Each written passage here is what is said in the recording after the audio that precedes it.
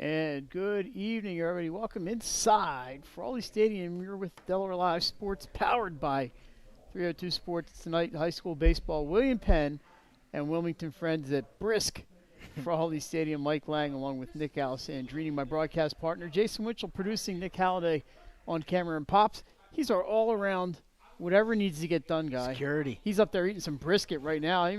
We may never see him again. Yeah, shout out to obviously Brian Pollock and All Hands Barbecue. I just had maybe the best burrito of the year. It smells pretty good in here, but it is a does. little chilly in this press box.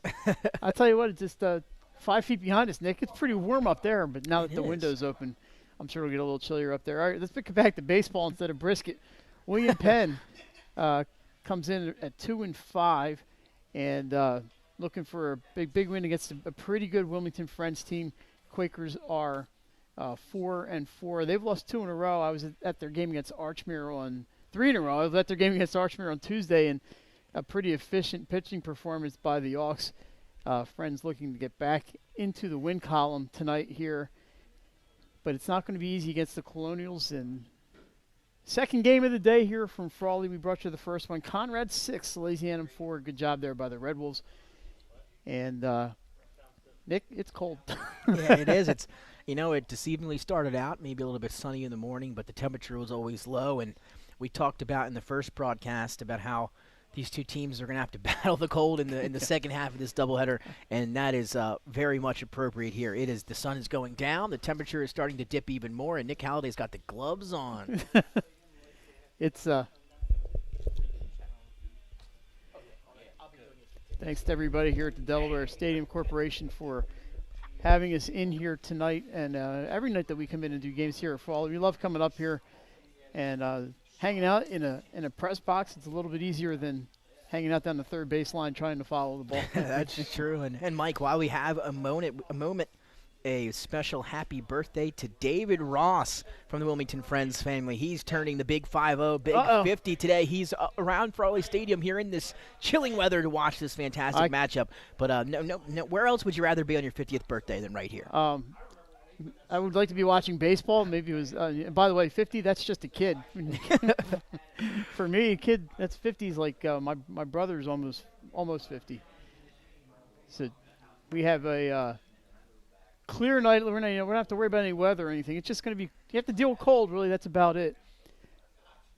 As we're almost ready for baseball, just a few minutes later than scheduled. But they had to get that field ready, and the teams had to get the warm-ups in, and I had to get a story written, so it all worked out. It all worked out. Colonials wearing the red jerseys with the gray pants and the black numbers and white trim. Friends in the home whites with the look like the tank top sleeve there, Nick, and they have the blue undershirts on. Look pretty sharp, actually, for the Quakers. And we'll get you lineups as we go. I was busy tapping away on the keyboard, so I don't have the lineup on me, but I know somebody down here was paying attention. Mike, I just might be that guy. Starting on the mound tonight for Friends, it's going to be number 5, Peter Erskine, one of the 4 senior captains for the Quakers. Looks like leading off for William Penn, it's going to be Hassan Turner. A lot of freshmen on this Colonials team, including Hassan Turner, number 20 for your Quakers. For your Colonials. See what happens. The cold gets to you. So it's going to be Hassan Turner in left field. Brandon Grigo is going to play center field. He's batting second. Mark Cathcart, the pitcher, will bat third. Sean Hurley, first baseman, hits fourth. Michael Lane, he's missing. He has the wrong name letter at the end of his name. He's your shortstop batting fifth. Colton Long in right field bats sixth. Hunter Wilson at third base will hit seventh. Evan Jackson, the designated hitter, is going to bat eighth for the catcher, Jacob Tiberi, and batting ninth, your second baseman, Caleb Riley. Actually, it looks like Tiberi's going to be, I guess he's not the designated hitter, right? He's going to be the catcher. He's catching, and then I guess Evan Jackson will be DHing for him. Tiberi's a long history at William Penn High School, and my cousins grew up with the Tiberis in Newcastle, and a lot of William Penn grads in my family. So yeah, I went to St. Mark's with some Tiberis also, Ange and her dad, Dave Tiberi. Lived across the street from my cousin. How about that? Small world. It is, well, Delaware is a very small world. As we are underway, Erskine with the first pitch, and that's a strike called. 0-1. We are underway. 6:57 in the east. The temperature probably around 35 degrees. I don't know. It's a little chilly. Man. Feels like 25. It's going to get warmer. Everybody just hang in there. Swing and a miss by Turner, and he's in the 0-2 hole.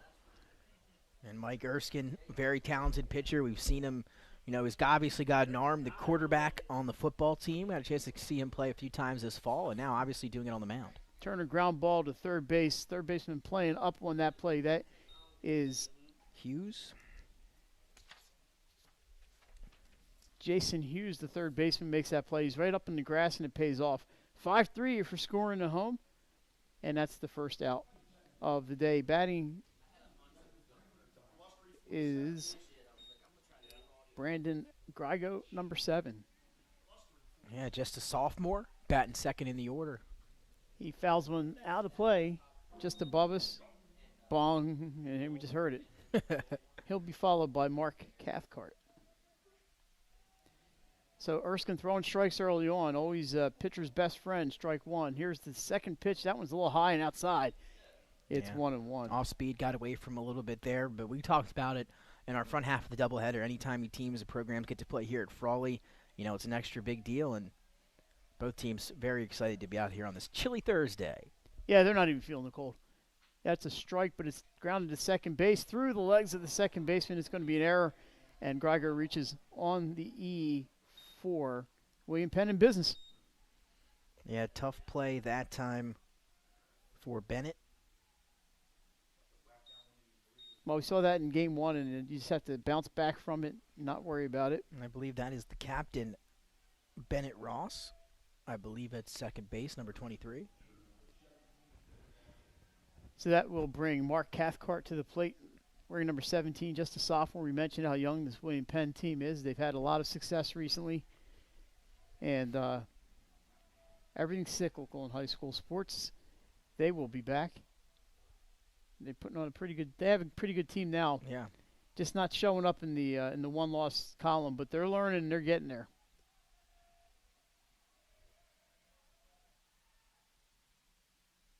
From the stretch on the outside corner, strike one. Good placement there by Erskine. And a shout out to the Erskine family. Talked to Mr. Erskine here in the press box not that long ago. Helped us out with some pronunciations, and give a shout out to the family watching back in North Carolina if you happen to be on Delaware Live Sports. 0-1 pitch popped up and just above us and landed on the roof. 0-2, so Erskine's got him right where he wants him at the 0-2. Yeah, I'm going to have to straighten this cable out after the first inning. We're good. Wind seems to be fairly similar as it was to game 1. Here's the pitch. Curveball grounded to third base. It's going to roll, stay That's fair. fair It's going to be a ball. tough play.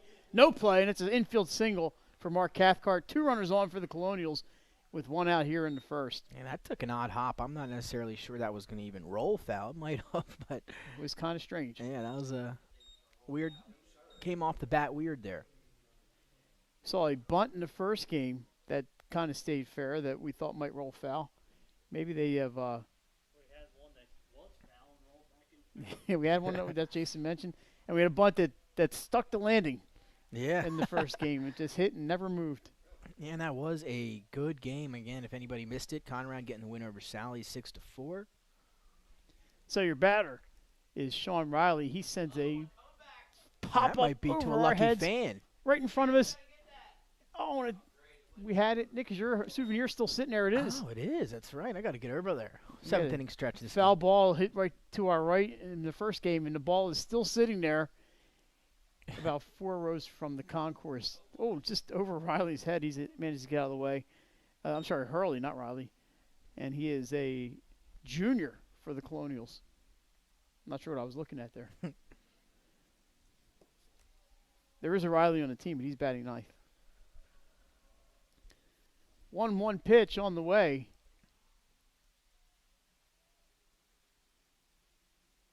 Bit high, maybe outside. 2-1. Colonials in business here in the first. 2 runners on and 1 out excuse me, as we bring you inning number 8 of baseball here today. Pitch is high, 3-1, good hitters count here. He can be a little selective. Yeah, again, two runners on early, and this one down. Colonials out of the Blue Hen Conference, Flight A. Wilmington Friends, of course, the Independent Conference. Inside, ball 4. Oh, a strike called, and it's going to be a full count. Nick, are you sending your runners here in the first inning? Yes. Coach Nick. That's why we established this before. I'm aggressive. Nick's Mike. always aggressive. I'm aggressive on the base path at the plate. He's never going to say no. That's right, everybody. You want to play? Play for Mr. Nick Alessandrini. And they're going to take off. Turner goes from second. They got no chance at third base. Swing and a miss, strike 3. That's the second out of the inning. I mean, he was 2/3 of the way to third base before the ball even got to the catcher. Mike, right there. But you got 2 down now, 2 runners now in scoring position if you're William Penn. If you're Friends, you just got the out. There's 2 down in the inning. Just focus on the hitter if you're Erskine here and get out of the top half. So this is number 3, Michael Lane, the shortstop, coming to bat. Another sophomore. And we have a change out here. Pinch runner. Pinch runner. That is the pitcher, Cathcart, that was at second base. So Coach just picked the speediest guy on the bench and put him out there to score on a single here. Trent Lukowski. Number 15. And we have a timeout. And the umpire's going out. Talk to Erskine. I don't know if he sees something.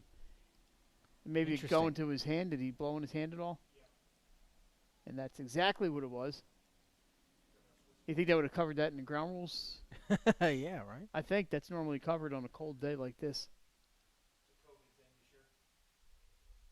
You can't blow in your own hands? Nope. How about that, Nick? You learn something new every day. You learn something new every day. You can't even blow in your own hands. Praise to have Brian Pollock up here. Yeah. Not only does he bring the brisket. The best burritos in town. And again, yeah, you hear maybe the chatter going on behind us. It's pretty cold out here today. And if you're telling me you can't blow in his hands. Yeah, I don't know. I mean, it's tough. I'm not here to criticize. But there's a lot of rules that generally are not followed to a T. As far as like spitting and sunflower seeds. So now they're talking to the William Penn. The William Penn manager, base I coach. believe, yeah, I don't know. I imagine that happens Kyle again. If Hitchens. it'd be a balk or what the call would be, but we've had a little bit of a delay here. Yeah, just what we need on a 35-degree night. Yeah, this is when you wish you had the umps mic'd up. You know, we should start doing that, micing up the umpires. That's not a disaster. That's the best baseball YouTube there is. Well, then we'll get to mic up each one Tommy player for the Lasorda, game, you know. Earl Weaver. Yeah, we're back in action. All right, here we go. Nothing count. And that's ball 1, as we mentioned, Michael Lane, not Michael Lang. That would be kind of awesome. That's right. Another sophomore, though, nonetheless, for this Colonial team. Yeah, they are young. Chance to take the lead early here. Inside. Well, we know where the strike call is. He's got the inside strike going 1-1. Right there on the inside of the plate again. As long as you're consistent. Exactly right. And that's the name of the game. 1-1 runners in second and third. 2 down here in the top of the first. Strike called 1 and 2. And I mean, most of the games we've done this year, Mike, it's always taken these starting pitchers at least an inning to settle in. You rarely see a 1-2-3, or at least me. I've had the opportunity to see a 1-2-3 very rarely this season in the first. Ground ball tapped down the first base line. Erskine to first base. And I believe that is out number 3. Yep. We're going to stick around in between the top and bottom of the first. So the Colonials get 2 runners on, unable to score. And it is William Penn 0, Friends coming to bat. Yeah, William Penn leaving 2 runners on there in scoring position. So score that 1-3 on the ground ball. Halftime, I'm just talking to myself, Nick. Let's get you the William Penn starting lineup here. I'm sorry, this is Friends. Yeah, Bennett Ross The second baseman bats first. Nathaniel Huxtable is your catcher. He'll bat second. Peter Erskine, the pitcher, third. Patrick Mckenzie had a fantastic year in basketball, by the way, batting fourth. I believe he was the fullback for the football team, And he also too. played Fullback yeah, he and also linebacker. played football. Corey Silverglead will bat fifth. He's a shortstop. Aiden Schweicke is going to bat. I wasn't here for the Yep, pronunciation exactly. That's why I'm here. class. Thanks. Jason Hughes is at third base. He'll bat seventh. O.C. Chukwuocha is going to bat eighth. He's the Chukwuocha. And his dad is the state representative, I believe, Namdi, right? And then ninth. Here you go, man.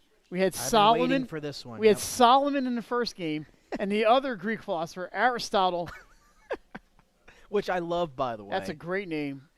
How did you pronounce the last name? Mckenzie. So Aristotle Mckenzie. Mckenzie. Sorry there, Mr. Aristotle. I'll get next time. He's batting ninth. Gotta love that. Aristotle. That's a great name. You gotta love that. I'm going to, I had two girls, so I couldn't have named them Aristotle, but.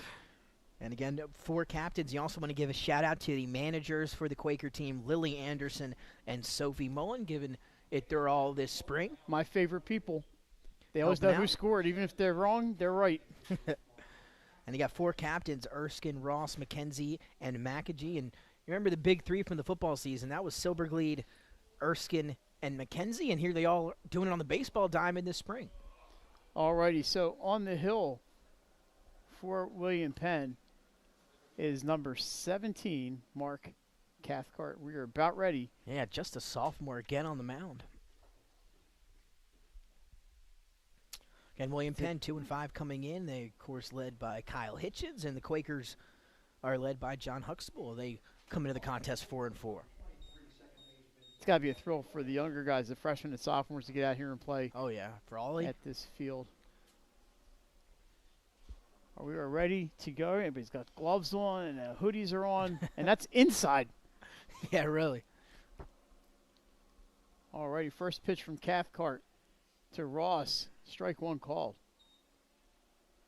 He'll be followed by Nathaniel Huxtable and Peter Erskine. As we are here, Sunfield is right field here at Frawley Stadium. This could be a tough play out there in right. Lights are on, not yet really having much effect. Good pitch, strike called. It's 0-2. Yeah, both of those good pitches to get things started for the for the sophomore Cathcart. See what he does here, up 0-2. Curveball, just got a piece of that one to stay alive.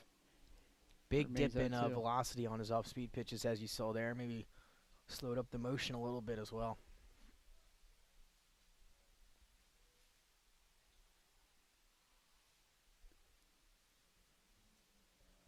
Catcher setting up on the outside corner. Here's the pitch, right where he wanted it. Strike, 3 called. Couldn't have placed it any better. Yeah, great pitch that time by Cathcart. And that's the start you wanted if you're William Penn. Get that first batter, strike 3 on three pitches, 3 or 4 pitches. And move on. And now we got our first look. Yeah, we saw the catcher for William Penn, Tiberi, set up outside, and Cathcart put it right there. There's a pitch fouled up, back behind the plate. It's playable. A tough play. Oh, Tiberi just can't hang on to it. Nick, coming from that angle, that's a really, really difficult play. Yeah, really difficult play. Not to mention he slipped a little bit behind the plate right when the ball was hit. So not only did he have to recover himself before tracking the ball, also had to make the catch, and that time just a little bit too much. And Nick, I got to tell you, I'm glad you're writing this game story because you got to type out Silverglead, Chukwuocha, and Mckenzie. And that's a just good point. That's just on the French side. Oh.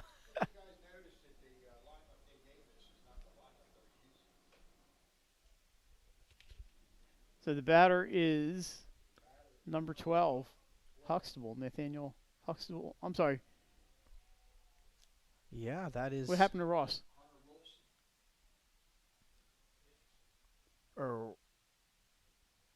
I must have missed the pitch. There's a curveball. Swing and a miss. 0-2.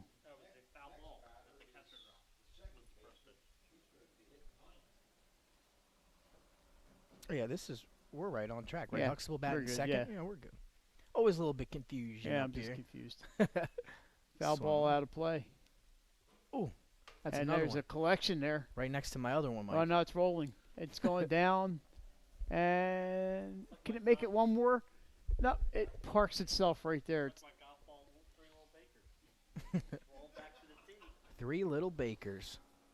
that Some ball would might still say- be there in the weeds somewhere, fouled back up into the luxury box area.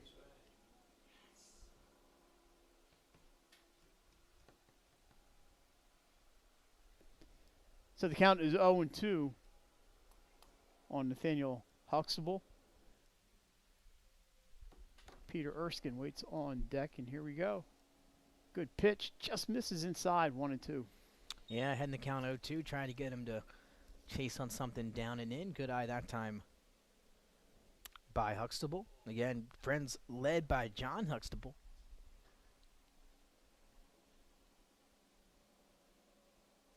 Curveball just outside, 2-2.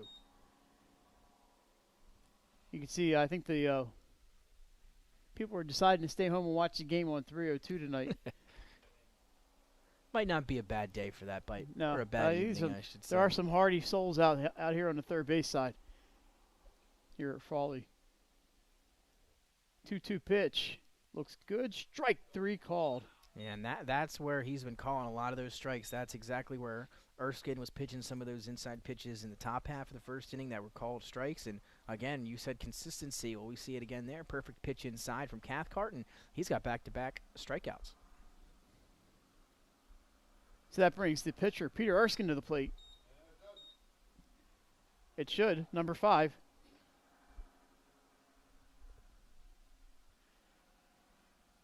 As he looks to put a ball in play here for the Quakers, Nick. Nothing in play yet. There's a pitch on the outside corner. Just missed. Yeah, the 3-hitter. Again, we saw obviously batting clean up is Mckenzie, and a couple weeks ago we had Erskine in the top plays for back-to-back home runs for the Quakers. Grounded into left field. Base hit for Erskine. So the first ball into play for Friends is a single after back-to-back backward Ks. Yeah, Peter Erskine trying to set the tone for his team offensively, on the mound as well, helping himself out there with a single. And now you got a runner on, 2 down, and you got a very dangerous hitter coming up, and that's Patrick Mckenzie, the senior captain. Yeah, they got some good beef here in the middle of the lineup with Erskine, Mckenzie, Silverglead.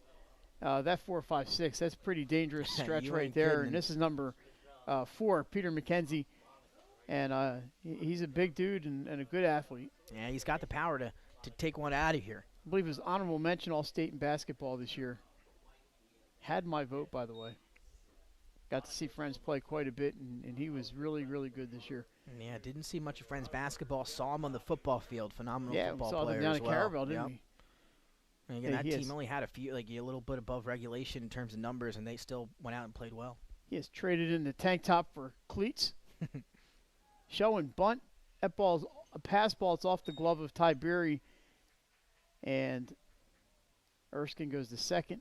Thought about 3, but decided to hold at 2. Yeah, that's probably a smart idea. Always want to test the catcher a little bit, early in the ball game. Count 2-0. Nick, I don't have much here with me today. I have a half a pretzel and a half a soda. I would have bet both of those that he's not bunting ever. Now we have, I think Ty Beery had some equipment problems. Yeah, equipment Looked malfunction. like he had a mask malfunction. Like his mask busted or something. And again, it goes over my head sometimes is to remember they are all still wearing masks. Yeah. Out there on the baseball field. Just another. Tonight may keep them a little bit warmer. They might stay a little warmer. You never know. That's not changing this year. Yeah, and we'll maybe talk about that in a little bit. 2-0 count. Mckenzie with the runner in scoring position. They have him shaded slightly, ever so slightly, to the right side. Pitch is high, ball 3. 3-0. On deck is number 6, Corey Silverglead. Yeah, these next couple hitters, like you mentioned earlier, very dangerous for Friends. That's outside, ball 4, and 2 runners on for the Quakers. Yeah, and you maybe heard Jason in the background. I also would have given him the green light there, but that Well, pitch, that nothing pitch you is- can do yeah, with that that one. pitch is- Yeah. So I had to take it. And That had ground ball to third base written all Mhm. over it. He's gonna be like Carragher. He's not gonna get any pitches to him. So Corey Silverglead comes up. You've seen him in our top plays this year. Absolutely. Of course, at Friends, they do not have a fence. There is a fence here, but it's a ways away. Yeah, it is. You get one out of here, and You've you're earned looking it. at maybe the #1 play of the week at top 10. The ball just doesn't seem to carry here. Yeah, the wind's been all that strong well. here today as well. I mean, historically at this Mhm. park, it doesn't really. The ball just doesn't carry, which is good. It keeps the ball in play a lot. Remember that kid, the little league kid from New Jersey, AJ something? I hit dingers. He wouldn't, oh yeah. he wouldn't be doing that here. Oh man, that's right. So, I guess they make me miss a little bit of Little League World Series. No Little League World Series last year, huh? That's right. It's all coming back to me now. Yeah. No wonder I'm going through Little League World Series withdrawal. Have you been to Williamsport? I have not. I have been there. Which I've is not been to crazy. Little League World I know. Series. I need to go. I've been to Williamsport, but only driving through normally. Nick's been there. Yeah, maybe a few times. It's strike call. Williamsport to me means I'm only a couple hours from St. Bonaventure. Right up Route 15 into New York, and you're good. The Bonnies. Right at Painted Post, New York, crossing over the state line. 2-1 count. Low, ball 3. Just west of Corning, Painted Post. I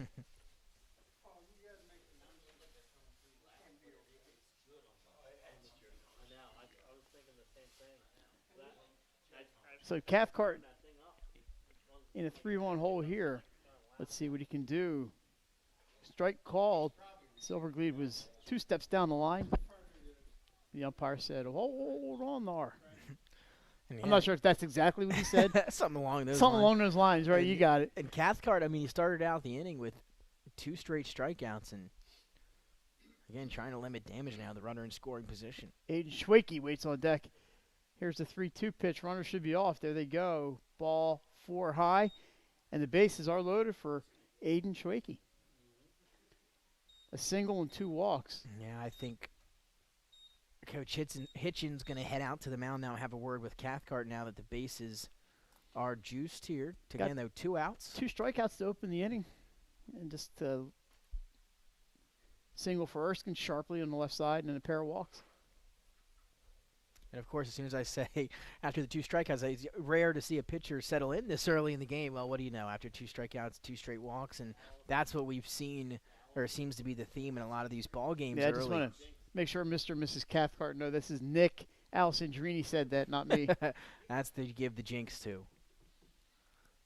But again, still a chance. The bases loaded, still no harm done yet. Just got to focus here on the batter, which will be Aiden Schwakey. Aiden Schwakey, and He's got an Try to get out of opportunity it. here to get Friends out to a real good start. The cat and mouse game is on. Bases loaded, 2 outs from the windup, so they can get big leads out there if they want them.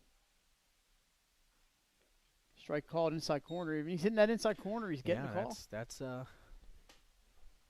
where Blues set up his strike zone.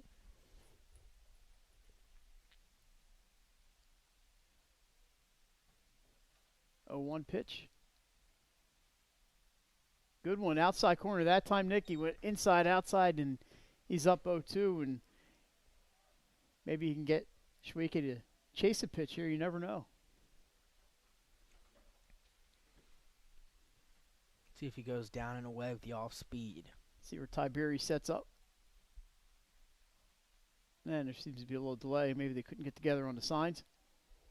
He's been shaking off a few of those the first signs he's been getting, so he knows what he wants to throw. You see Jacob Tiberi looking over at the Keep bench. shaking me off, Coach. Oh, it do. Oh, that's Ball hit well. sent to right field. I think it's going to be a foul ball, and just foul. Yeah, that one looked like it had That would've fair cleared the written all bases. over it. That would have cleared the bases, but just a long foul ball bounced back into the fair territory. Still 0-2. for Schweike.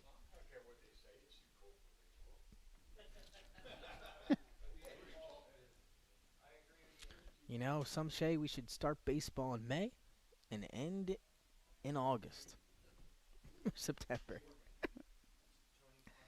Swing and a miss. That's a big Cathcart gets strikeout. out of there, Nick, and that's going to be it for Wilmington Friends in the first. They leave the bases loaded but can't get anybody home. After one full inning, it's 0-0. We're going to take a break after this. We're back with more high school baseball. You're watching Delaware Live Sports, powered by 302. High Five Hospitality was founded in 2004 when three guys teamed up to introduce the Buffalo Wild Wings franchise concept to Delaware. They now operate 8 Buffalo Wild Wings, 6 locations throughout Delaware, and 2 locations in Maryland. B-Dubs has weekly and game day specials on their delicious food and beverages. Stop in one of their convenient locations today. The Stone Balloon Ale House features a unique blend of crafted food and an array of spirits, all flavored with a dash of nostalgia. Our culinary mantra is comfort food playfully reimagined, and we prepare seasonal favorites that strive to please the palate and resurface a memory. Limestone Barbecue, from our mouth-watering Texas-style brisket, fall-off-the-bone chicken, and St. Louis ribs. Southern-style sides, mac and cheese, baked beans, cornbread, sweet tea, and our homemade pickles. Be prepared as your bread will be your napkin. Yup, we are that kind of barbecue. Expectation. You'll have a tough time choosing between our exclusive dishes to help get you through the day. French toast, French crepes, Belgian waffles, and of course, our famous Eggs Benedict. High Five Hospitality's mission is to operate 5 brands that serve high-quality products with exceptional hospitality. All right, back at Frawley Stadium. A lot of frivolity going on here in the press box. After one inning, it's no score. William Penn due up. Colton Long is the first batter, and then it's going to be Hunter Wilson batting second. And the designated hitter, Evan Jackson, the senior, one of the few seniors, is going to hit third. I see only 4 seniors on the roster for the Colonials.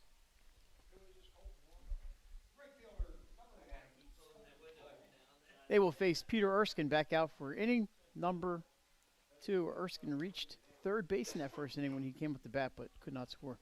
All right, here we go. 7:24 and East paints the outside corner, strike 1. Now, I don't want to get called for the jinx here again, Mike, but I'm going to say Erskine's going to settle in nicely here. He had that top half of the first. I think this top half of the second, he's going to settle in nicely. You heard it here first, folks. Foul ball, straight back, 0-2. So the teams we saw in the first game tonight, Conrad and Salesianum, they will play these two teams on Saturday. Right, how about that? Salesianum will play William Penn. Conrad will play Friends. Yeah, the opponent swap that we talked about in the first broadcast. And we were saying maybe those two teams will stick around to watch this game because both of them are playing each of these teams. They are out of here. They are out of here. They can watch it on YouTube. Exactly right. As would I. I say put it on the bus ride home. Works for me. 1-2 count on Colton Long. I like that name, Colton. Strike 3, the low strike. He gets the call, and that's out number 1. Second strikeout for Erskine.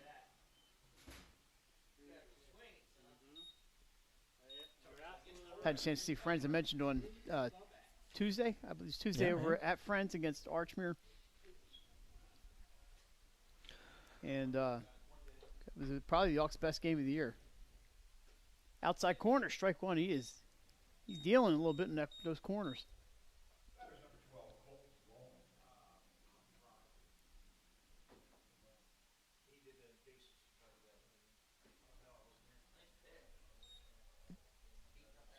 Erskine looking good here in the top half of the second. Now up ahead 0-2. Oof. Swing and miss. Back-to-back strikeouts.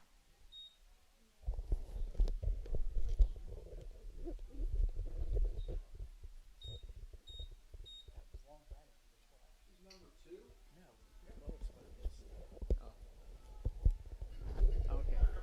So that was Hunter Wilson. I think we had ill communication. Back-to-back strikeouts for It's Erskine. definitely a strikeout. So that's 2 outs. 2 strikeouts Sorry, for I'm just Erskine. straightening Now, out I my believe- lineup here. Yeah, I believe he struck them both out, right? Yeah, I mean, name up on the board is old. So the batter is Evan Jackson, the designated hitter, lefty. He takes ball one on that one. Yeah, 1-1. And again, Erskine, 2 strikeouts to start this top half of the inning. So the first batter of the inning was Colton Long. The second batter was Hunter Wilson. Yep. And now quickly 1-2 to Jackson. So Erskine throwing strikes, and strikes matter, man. Yes, they do. And again, maybe I won't get called for the jinx here. 1-2 pitch, fouled off, just barely. No, he missed it. He's going to have to throw him out at They're gonna first. play Oh, a my high goodness. throw. Nice backup. Oh, he comes off the bag, but he's going to be safe on the strikeout. You don't hear that every day. Yeah, some catchers struggle with throwing in that exact line of fire with the runner running down the first baseline. That time, obviously, tried to throw it over his head to the first baseman, and didn't go the way he planned. I'm going to score that a pass ball because I think it was catchable. And normally if you have time, the catcher, what you'd like to have them do is take 3 or 4 steps out into the field. Exactly right. And give them an angle because exactly what we saw. You have to throw over a guy, and he threw over Mckenzie's head. Mckenzie's not a short guy. Yeah, exactly. But a great backup there by the second baseman. Sure, right there. That's a good point, Mike. Right there for the backup, and if he wasn't there, that'd be down the right field line. So 2 outs, runner on. Rip to left field. It's going to be a base hit for number 5, Caleb Riley. It's going to be first and second with 2 outs, and the Colonials now back with a runner in scoring position with 2 outs, and your batter is going to be the leadoff hitter. And that is Hassan Turner. I had to look at his name real quick. Yeah, now again, if you're William Penn, 2 men on. You started out the inning with 2 straight strikeouts. Now you got 2 runners on. A very nice piece of hitting by Riley that last at bat, and now a chance to knock one in. Turner from the right side.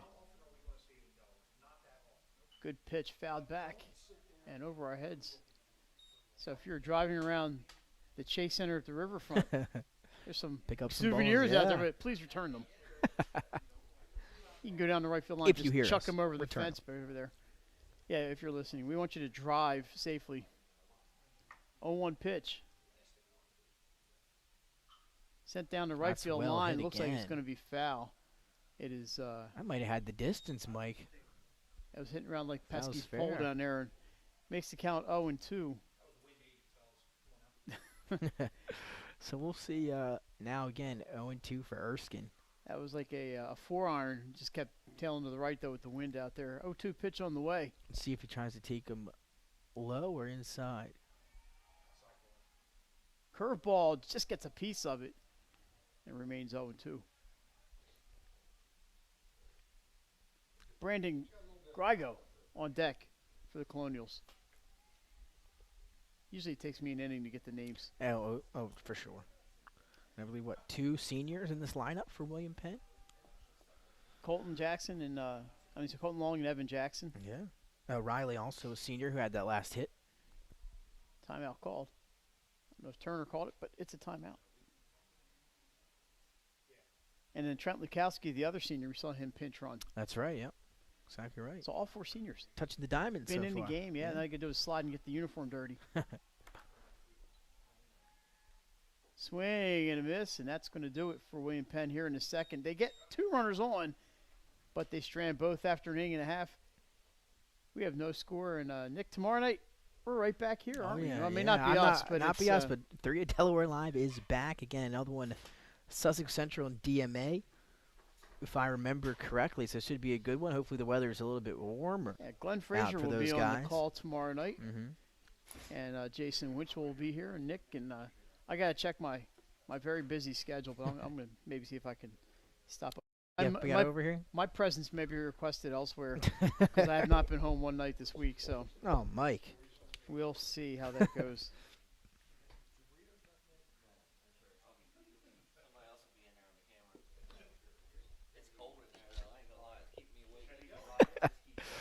Yeah, it's a chilly one here on this Thursday from Frawley Stadium. Again, So, 0-0 ball game. I think Glenn wrote a story in the text. Yeah, unbelievable finish 5-4 with Smyrna. Smyrna softball today from downstate. Glenn was very thorough.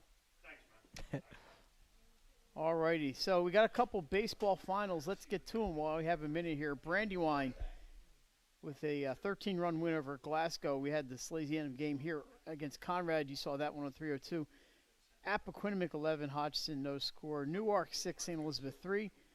Delmar 5-1 over Dover. Delmarva Christian 16-6 over Hollygrove Christian. And that does it for baseball for today. You want golf scores? No, we're just looking to see what's going on in the world of lacrosse. We'll get you more scores as we go along, but we have the baseball scores up to date as we have them.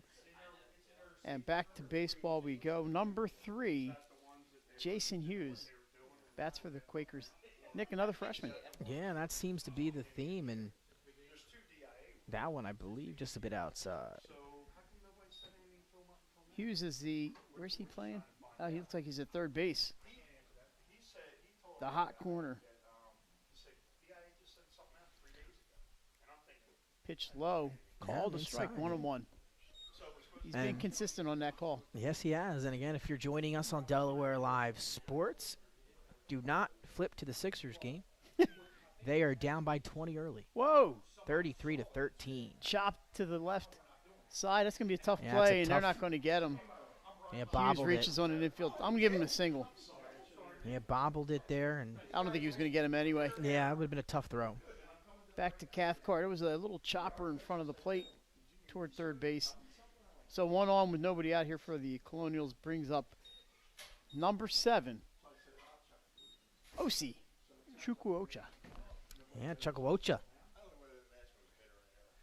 We gave him a hit because we're generous. He was fast, man. That kid was moving. Good lead out there for Hughes. Bunted right back to the pitcher. He's got to play at second, goes to first, instead takes the shore out. Called a sacrifice bunt for Chukwuocha, and Hughes is up to second base. Yeah, did his job, and now a runner in score position with 1 out if you're Wilmington Friends. It would have been a very, very close play at second had he done. I think he Yeah. made the right call. I going do to too. first I base. think once he checked, if he would have threw it there, he would have been late or maybe an off throw. It was Made the right decision, checked the runner. bunt make was the right throw. back to the pitcher, but it was not smacked really No, hard yeah. back to him. He had to move to get it, so we'll call that a good sacrifice bunt. Now batting is Mckenzie. And Mckenzie also another one of these captains, and he's up with a big spot runner in scoring position. How about that pitch again, inside corner? It's been that's been where the strikes have been, and You good learn pitches, if you're a yeah. batter. You learn. You got to be up there hacking. Aristotle Mckenzie. I wonder if this is a Greek name. I wonder. 0-1 pitch on the way down the middle, popped up, shallow center field. Look how shallow the center fielder's playing. Grigo. He was in the perfect position, Grigo. Yeah, 2 down. I mean, he Just didn't like have to move. that. He didn't have to move 3 feet to get to that ball. Yeah, Coach Kyle Hitchens, he knows where to put his guys. So that's the second out of the inning, and we're back to the leadoff hitter, Bennett Ross. I wonder if that's Bennett's dad that had the birthday. You know what? Might have been. Probably. He's the only Ross on the team. David Ross. That was Carter Happy Ross. birthday. Carter and Bennett. Again, Just 2 Rosses on the The team. 50th birthday, and he's out here at Frawley Yeah, enjoying this weather and some Mrs. baseball. Ross told us we're going to hear him cheering. Now, he is 0 for 1. And again, this top of the Friends lineup, they can hit. Down the middle, it's poked into right center field. It's going to fall for a hit. Here comes Hughes around third base. Nice throw to home. Safe. He just beats the tag. 1-0 Quakers. Ross takes second on the throw. A pretty good throw from Grigo that time. I believe that's who made the throw. He had good arm, caught it cleanly, threw it, and just a second too late as he was able to slide in safely. And Tiberi just would have had to maybe make a diving play at the plate and just wasn't able to do so. So a good hit, and you mentioned a good defensive effort there by the Colonials. Just a shade late, and it's 1-0. Again, on cue. As soon as we say the top of the lineup can hit, what do? They hit. And that's Captain Bennett Ross doing it for, I believe, his dad's 50th birthday. Happy birthday, Dad. Yeah, Give me a ribby. it's a big one. It's 50. Nathaniel Huxtable, your batter, 0 for 1. He's got a runner in scoring position. Here's the pitch, off speed, a little high, ball 1. Oh, 50. To be 50 again. I'm trying to remember what it was a couple years ago. I don't really remember anything about it. You don't know? Maybe you're probably doing a game. I very well could have been. Either that or maybe I was volunteering at the Holy Rosary Carnival. Fastball, swing and a miss. 'Cause it's in late May, so it's always carnival time. I wonder when we'll see another carnival. This year. No way. Yeah? I don't know. I got to confirm it. I want to go. We'll save you a spot. I'm right across from St. John's. Maybe they'll have a carnival this year.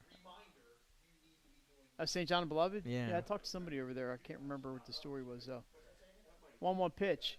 Curveball. Same place. Grigo, Right can he center, get but there? Grigo Oh, misses. Nice backup by the right fielder, but it's going to be a run scored, another RBI single for the Quakers, and they lead 2-0. Good effort out there by Grigo. Now, he went for it knowing he had the right fielder right behind him. Yeah. And Good he job. was close again to catching that one. That was a very close play. Would have been obviously a remarkable play if you were able to catch it. But a very well-hit ball once again from this top of the order from Friends. And, again, Huxtable, Ross, they are making great contact right now and looking at a 2-0 lead, and I'm sure it may carry right over into here, Peter Erskine. You mentioned Erskine, the batter. He singled his first time up. Finishing at third base. Oh, Wow, he wrist on smoked the that left one. field. It's deep over the outfielder's head. A nice job cutting it off out there. And they are not going to score. It's going to be a double for Erskine. Oh, the runner falls down to third, and he's going to be a dead duck. He's out. And they want an interference call. Yeah, they do. So the umpires make it together. And so William Penn's already off the field, but we're going to see if this stands. The left fielder is Hassan Turner. Did a good job recognizing, first off, catching up to the ball. Yeah, great tracking. Throwing to third, and the runner had fallen after turning third. That was number 12, Huxtable. And the umpire's talking to see if there was interference. Nick, I was looking at the play, but I didn't see if it ran into somebody. I was watching Turner out in left field. It's going to be a double for Erskine. I can't imagine they don't call him out here. But you mentioned Erskine, another back-to-back great hits, hard hit balls to left field. He's right on those pitches by Cathcart. Erskine's leaving the field. He thinks the call's been Well, he wants to go warm up. He's like, let me get on the mound at least. Now, I'm wondering, that ball, when he hit it, looked like it was going a lot further than it did. did. You're right. I don't know what happened. That I ball think it just stalled died out. It died in this cold air. That's a great point. When he hit that, I thought it was think going to the a fence. month from now, that may have been Yeah, I thought right that at was the going fence. to the fence. But, I mean, a great job by Turner to go track that ball, field it cleanly, and then make the throw to third. So they are still discussing things out there, either that or where they're getting dinner.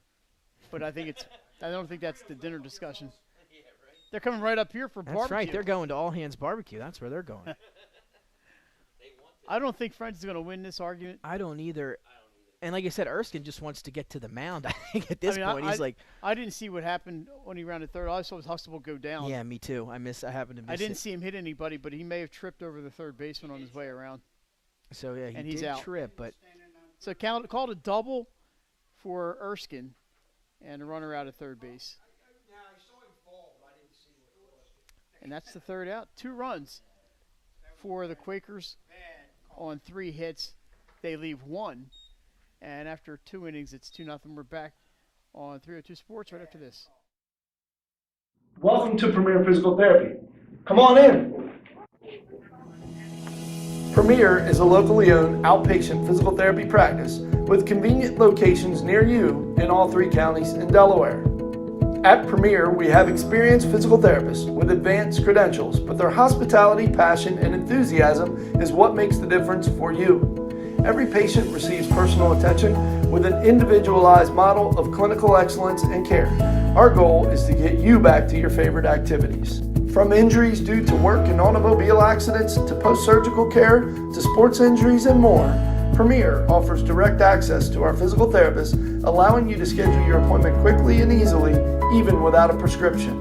Find our convenient locations at www.premierptsp.com. Premier Physical Therapy and Sports Performance. You may have tried physical therapy, but have you tried Premier? Welcome to Premier Physical Therapy. Come on in. Premier is a locally owned outpatient physical therapy practice with convenient locations near you in all 3 counties in Delaware. At Premier, we have experienced physical therapists with advanced credentials, but their hospitality, passion, and enthusiasm is what makes the difference for you. Every patient receives personal attention with an individualized model of clinical excellence and care. Our goal is to get you back to your favorite activities. From injuries due to work and automobile accidents to post-surgical care to sports injuries and more, Premier offers direct access to our physical therapist, allowing you to schedule your appointment quickly and easily, even without a prescription. Find our convenient locations at www.premierptsp.com. Premier Physical Therapy and Sports Performance. You may have tried physical therapy, but have you tried Premier? Welcome to Premier Physical Therapy. Come on in. Premier is a locally owned outpatient physical therapy. And welcome back inside Delaware Live Sport, taking over the play-by-play for a second until Mike Lang's able to get back down here. We're all looking at the replay from the call from the last half inning where the runner was rounding third. We believe there was no interference on the replay, but again, you can decide for yourself by watching it. Now we're going to get started with the top of the third inning. Erskine's still on the mound for the Quakers, and it's going to be Brandon Grigo, the center fielder. As we welcome back in Mike Lang. Mike, what did you see out of that replay? Well, I never saw the replay. I was firing up the YouTube feedback there on my laptop so they could see it on a little bit bigger screen if they wanted to. That's a good idea. But everybody said no interference, so that's what we're going to go with. Yeah, been some big calls these last two games here today, Frawley. And you mentioned Brandon Grigo, the batter. Swing, drives one into right field. It's deep. Yeah, he came up on that one. Over the head of the right fielder, all the way to the fence. He's going to round second, and he's going to get to third easily, Nick, here with a triple. Send him. Send him? I don't think so. Mr. Aggressive Nick Alessandrini never met an out he didn't want to run into. All I'm saying is you got to make the players play defense. You got to make them. Nick, now I know why every kid in the neighborhood wants to play on your team. As that ball was blasted to right field. In all seriousness, a great shot there at right field. Out in right field, it was Mckenzie. He had no chance. Yeah, he misread it a little bit off initial contact. That ball was bombed. Took a couple steps inside. You take a couple steps inside, that could hurt you, and it did on that one. All right, pitcher Mark Cathcart can help himself here. Big lead down there is they're not holding him on. Strike one called on the off-speed pitch. So a bomb to right field. And the wind, what wind there is blowing toward right, so that didn't hurt. Runner at third, nobody out. Mark Cathcart, he singled his first time up. He could use a single here. Swing and a miss, strike two.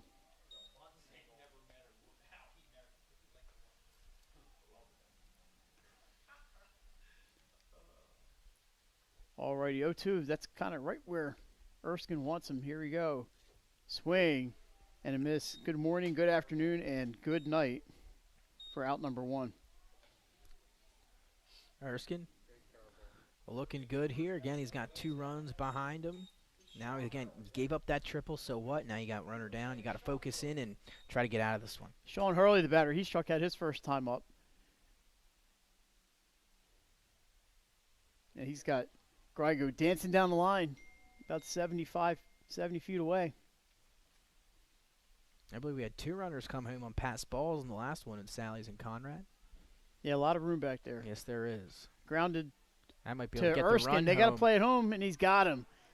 Great play by Peter Erskine. Nice heads-up play, and he's fired up. Throws another strike this time, and it's the out at home plate right to the catcher, and that is Huxtable.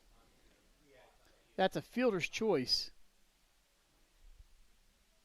for out number 2. William Penn going on contact. Nick, the ball. Yep. If it gets by Erskine, obviously I think it's a base hit if it gets by Erskine, but it just didn't have enough to get past him. Yep, heads-up play. Saw the runner coming home right in his line of vision, able to make the easy throw, and a nice tag by Huxtable.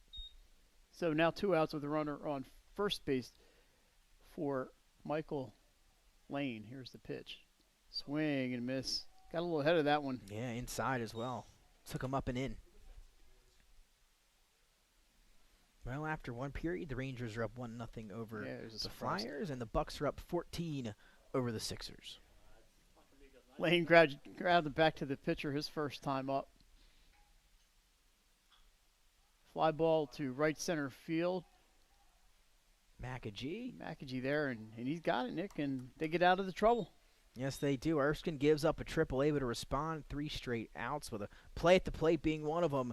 You said it, Mike. Way to respond if you're the Quakers. Yeah, we're going to hang right here between the top and bottom half of the inning. And oh, man. It doesn't feel quite as cold this game as it did. Actually, I felt Nick's got the window closed. I think that's part of it. I don't know if he can take it anymore over there.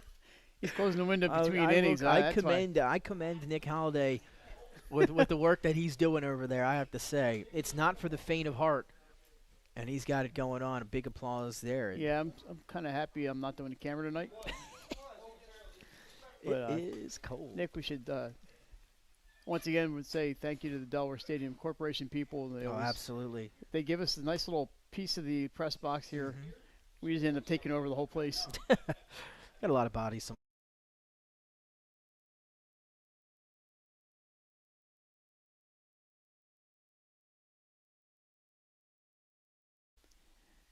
So brisket is better than pretzels, I'm sure. Here we are going to the bottom of the third inning. Brisket stuffed pretzel? Brisket Is that what he stuffed said? pretzels. Is that okay? Is that a real thing? It is now.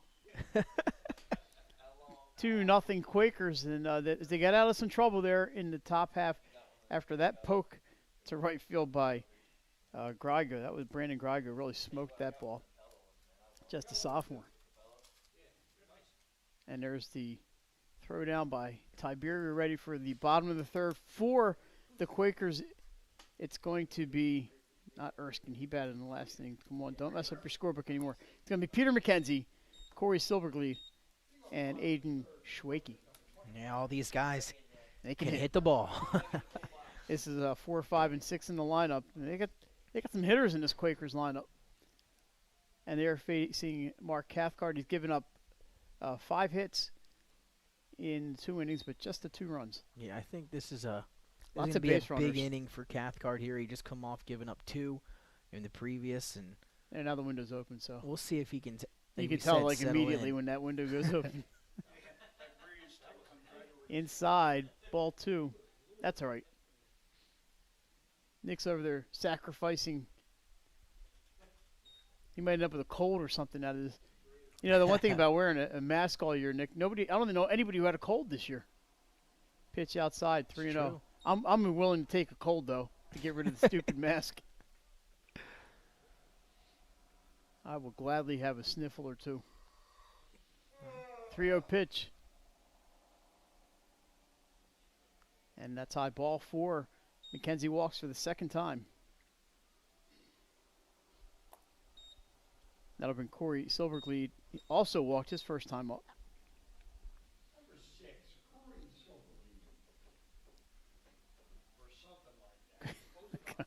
Quakers come in at 4 and 4. Looking to turn things around. Yeah, Mike looking to rebound 3 straight tough losses, all close matchups. And now a chance here at Frawley and statewide television, if you will, to show everybody what this team's made of. Yeah, it's been a while. We've had Friends on, but Jason, it's been a couple of years, right, since we did a game at Friends at one time, but that had to be 4 or 5 years ago. Yeah, they played Middletown. That was, gosh, how long ago that was. Sitting on that hill over at Friends. It was actually at a great angle. It was a great place to watch a game. There used to have workouts at Friends. That is a great place to watch a game, by the way. Yeah. Friends is an awesome. You get on that third baseline up on the hill. It's a great sight line. Had workouts there with Coach Harmon back in the day. No fence at Friends, so if you hit the parking lot in left field or the road in right field, that's about a 500-foot shot, by the way, to that road. Park. I saw cars parked on that street when they had a game the other day. I wouldn't be parking there. 0-1 pitch on the way to Silverglead. It's popped up. And went down and got that one. Lining it up. Oh, not hanging on is the Gonna third have to baseman. throw They it have a to play at second. second. And we're going to score it 5-1-4 on the force at second. So Good work. no error on the play. It's going to end up being a force out at second. But the third baseman, Wilson, just kind of lost it. It was up there pretty good. Yeah, we've seen a few Yeah, it had of some those wind behind it plays too. today, Yeah, Mike. Jason Some of those mentioned that. balls are getting hung up in the air, and they're tough to track. We had a couple errors in our first game of the doubleheader, and one there. A good reaction there by Cathcart to get that ball. Runners go and throw down to second. Good throw, but he just gets in. The ball pops loose, and it's going to be a stolen base for Silverglead. He reached, by the way, on a fielder's choice. So that moves him into scoring position for Schweike. Schweike 0 for 1 tonight. Nick's phone number is all over the interwebs here.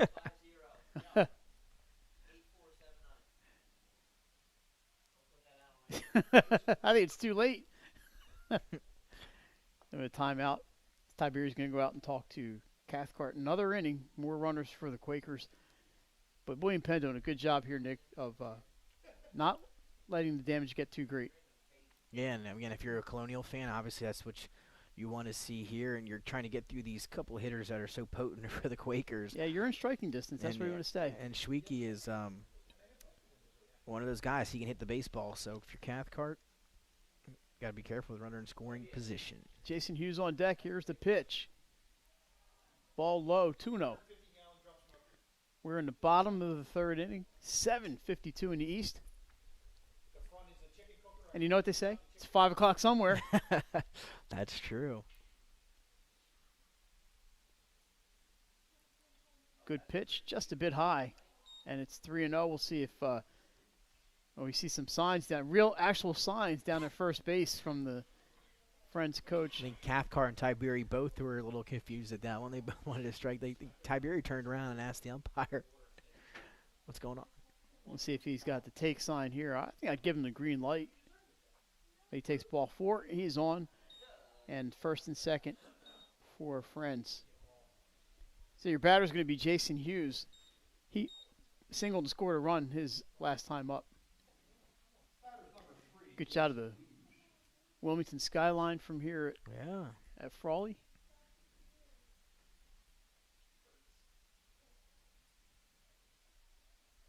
See the Navient building? That's where all my money goes.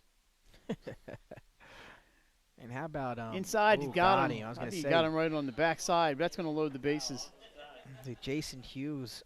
I think he got the fleshy part. He'll be okay. Yeah, just a freshman. So bases loaded with 1 out. And it's going to be O.C. Chukwuocha, your batter. And he sacrificed his first time up, so officially 0 for 0. And Coach Hitchens meeting going at to the talk mound. about it. Nobody warming up for the Colonials, but we mentioned, Nick, a lot of times your relief pitchers come right off the field. So, but he's going to stick with Cathcart here. It's only the third inning. They do play on Saturday.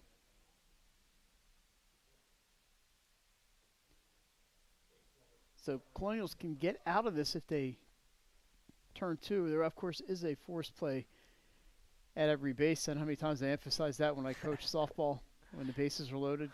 Okay, girls, there's a forced out at every base. And they said, do we get snacks after the game? You know, I guess when does that stop? 8th grade now? I don't know. Yeah, they do it in high school? Well, when I coached the Claymont girls softball, they had a 14 and 19 league, but usually those girls weren't too interested in ice cream sandwiches. Strike 1 called. But you know, when I coached in the 8 to 10s, I tell you what, man, that water ice was they were all about the water ice. Ooh. Yeah, it was good stuff. Yeah, whoever had snacks that week, success. Grounded foul, 0-2. So he's got him right where he wants him at 0-2. Drove by there last night. There were a couple games going on at Claymont girls softball fields. Good to see. Oh, yeah. Because last year, there was nothing going on in the field. Look, there were tumbleweeds on that field. 0-2 count on Chukwuocha. Curveball, got him, swing and a miss. Great pitch there by Mark Cathcart for out number 2. Big out there for William Penn. It's going to bring up Mckenzie, Aristotle Mckenzie. Senior captain, now the chance to add some ribbies to his resume here. 2 runners in scoring position. He flied out to center field his last time up. That is Brandon Grigo out there. He's been active tonight. Curveball, just a bit high. Mckenzie kind of helped out by ducking. 1-0. As we are completely under the lights now. It's the sky's not quite dark, but the lights are fouled up and over our heads. Wait. Landed on the roof. 1-1.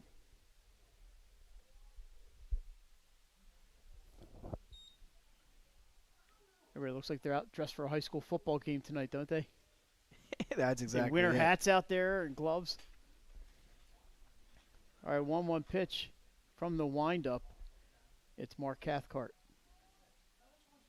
Good fastball. He's got him 1-2. That's a big at-bat if you're Mckenzie, and especially if you're Cathcart here. Bases loaded, trying to get out of here with no damage done would be a huge for William Penn. Let's see if he goes with the Uncle Charlie here. Curveball. Just missed outside. Call it 2-2. Umpire signaled just a bit outside. 2-2 now, Mike. They wanted that call.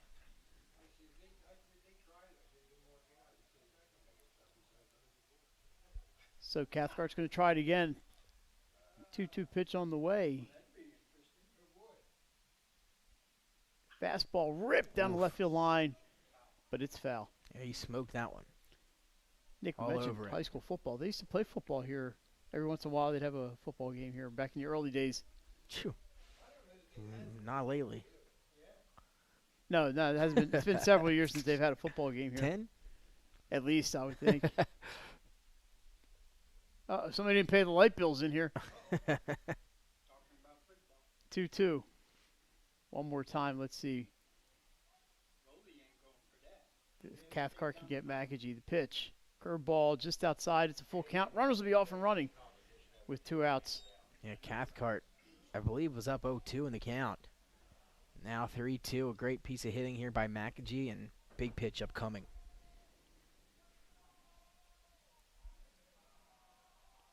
Here, the Friends players there are excited.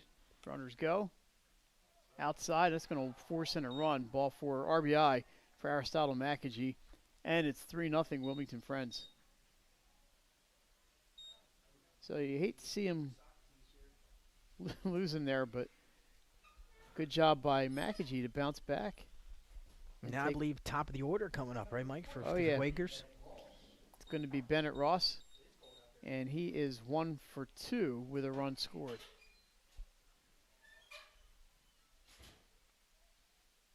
So the base is still loaded. And timeout called.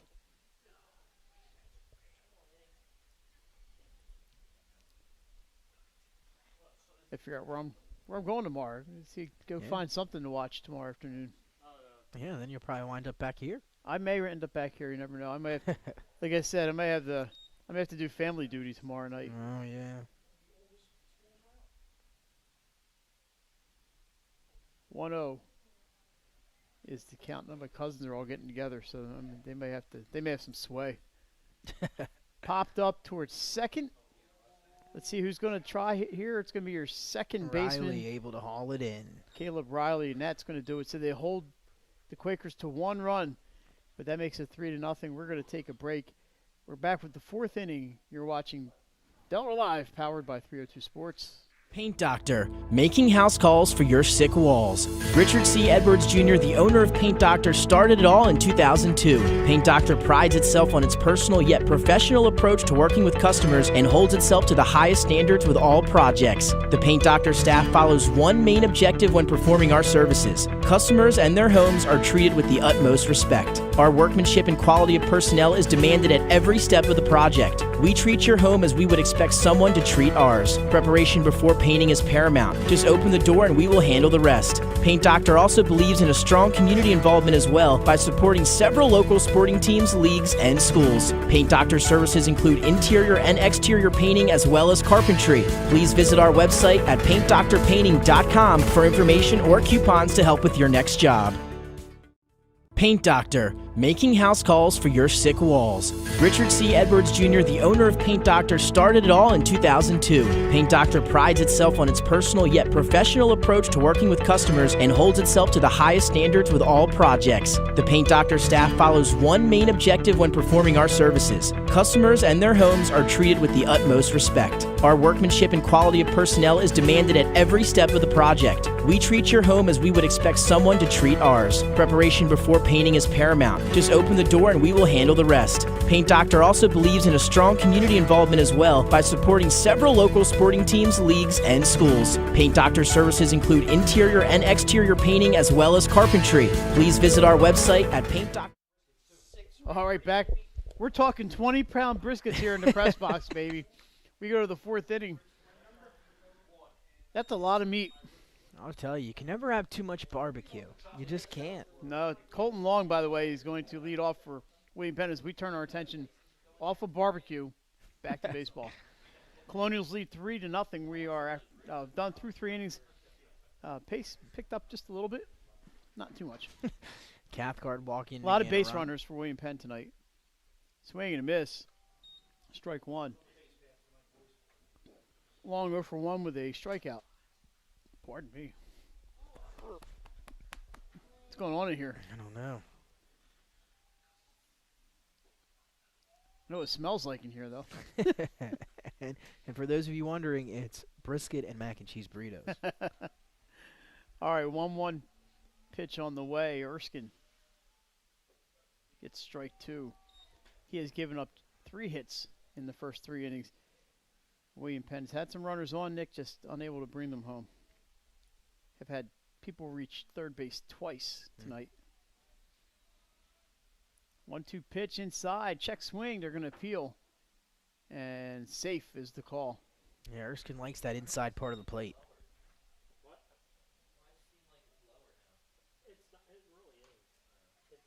It's low compared to the commercial. Yeah, because commercials were. 1-2 pitch. Swing and a miss. They're going to have to complete the strikeout, and they do with the tag, and that's out number 1.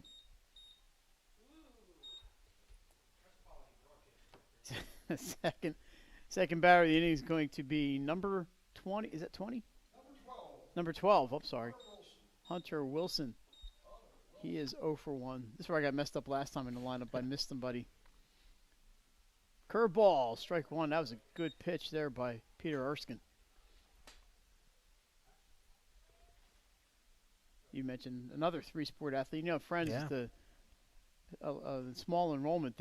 A lot of kids play multiple sports there, obviously. And we've gotten to know Peter Erskine, at least from watching him play over the past few years, and Peter Mckenzie and a lot of other kids. Yeah, very talented athletes, some of those guys. And like you said, you can play that many sports and do it as successfully as they can. Always a plus. Grounded foul for strike number 2. I was looking at a photo gallery online, and I saw one of the Tatnall basketball players playing lacrosse, which I thought was really kind of cool. 1-2 pitch on the way. High. 2-2. He will be followed by the designated hitter, Evan Jackson. Again, Quakers 4-4 on the year, and their opponent's win percentage at 62%. They've had a good schedule, and that's going to be a hit by pitch as Wilson takes the old cowhide right in the back. Is that rawhide? Whatever hide it is. So the left-hander, Evan Jackson, number 2, comes up. Jackson struck out his first time up, but reached on a wild pitch.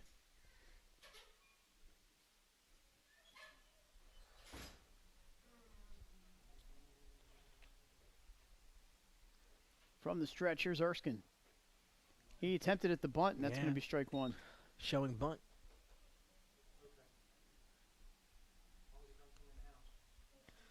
Jackson will be followed, barring a double play, by Caleb Riley. Friends allowing 3.1 runs per game coming into this contest. Yeah, special shout out to our number cruncher, Jason Winchell, sitting to my right. Sometimes I wonder when Jason sleeps. He's always in the bunker. He's in the bunker. There's no bed in the bunker. There's no bed in the bunker. No, there's no air conditioning. There's nothing down there. There might be There's food. no TV. If he brings food, I think he can have food down He's there. allowed a little bit of internet so he can look stats up. Grounded foul on the right field line. Oh, kick save and a beauty. Now he's going to walk around nonchalant, but then know his foot hurts. That's a broken toe guaranteed. That's the consensus here in the press box. None of us are medical experts. I've been watching the Flyers somewhat this year, and I didn't see too many saves like that. If any. So the count's 0-2. Throw over to first. That shouldn't have been close, but it was. That was close, yeah. Closer than it needed to be. I think maybe Gritty can play goal. All right, 0-2. 0-2 pitch on the way. Outside, you know your mascot should never be the main thing that your team is known for. Then you know you're in trouble. It's been a rough year Yes, for the Flyers. absolutely. They're playing tonight. At least the Phillies were able to squeak out a victory yesterday. Was it yesterday? Yeah, Got a oh victory? yeah. It was Salvage that series. if Bryce you will. Harper deciding somehow he was just going to touch home plate with his fingertips. I'm Initially, I thought he missed home plate. not sure exactly he was thinking. Either way, Phil's win. Yeah, they did. Hopefully, they can keep that up. Curveball That's outside. just off the corner. It's going to be 2-2. He's been getting that call, but not Yeah. that time. Traffic is cleared up on I-95. Until I Nick- get in the car Nick and can start go driving. Nick, just getting to Oh, 95 my from here is not goodness. real easy. When you are a millennial and you tend to use Google Maps and Waze, sometimes it can bite you in the butt. Pitch is inside. We have a full count. I am going to It guess. certainly wasn't this afternoon. I'm going to guess that they are not going to send the runner here, Hunter Wilson. It projected my arrival time would be 8 minutes. It was incorrect. It ended up being 80 minutes? 48 minutes.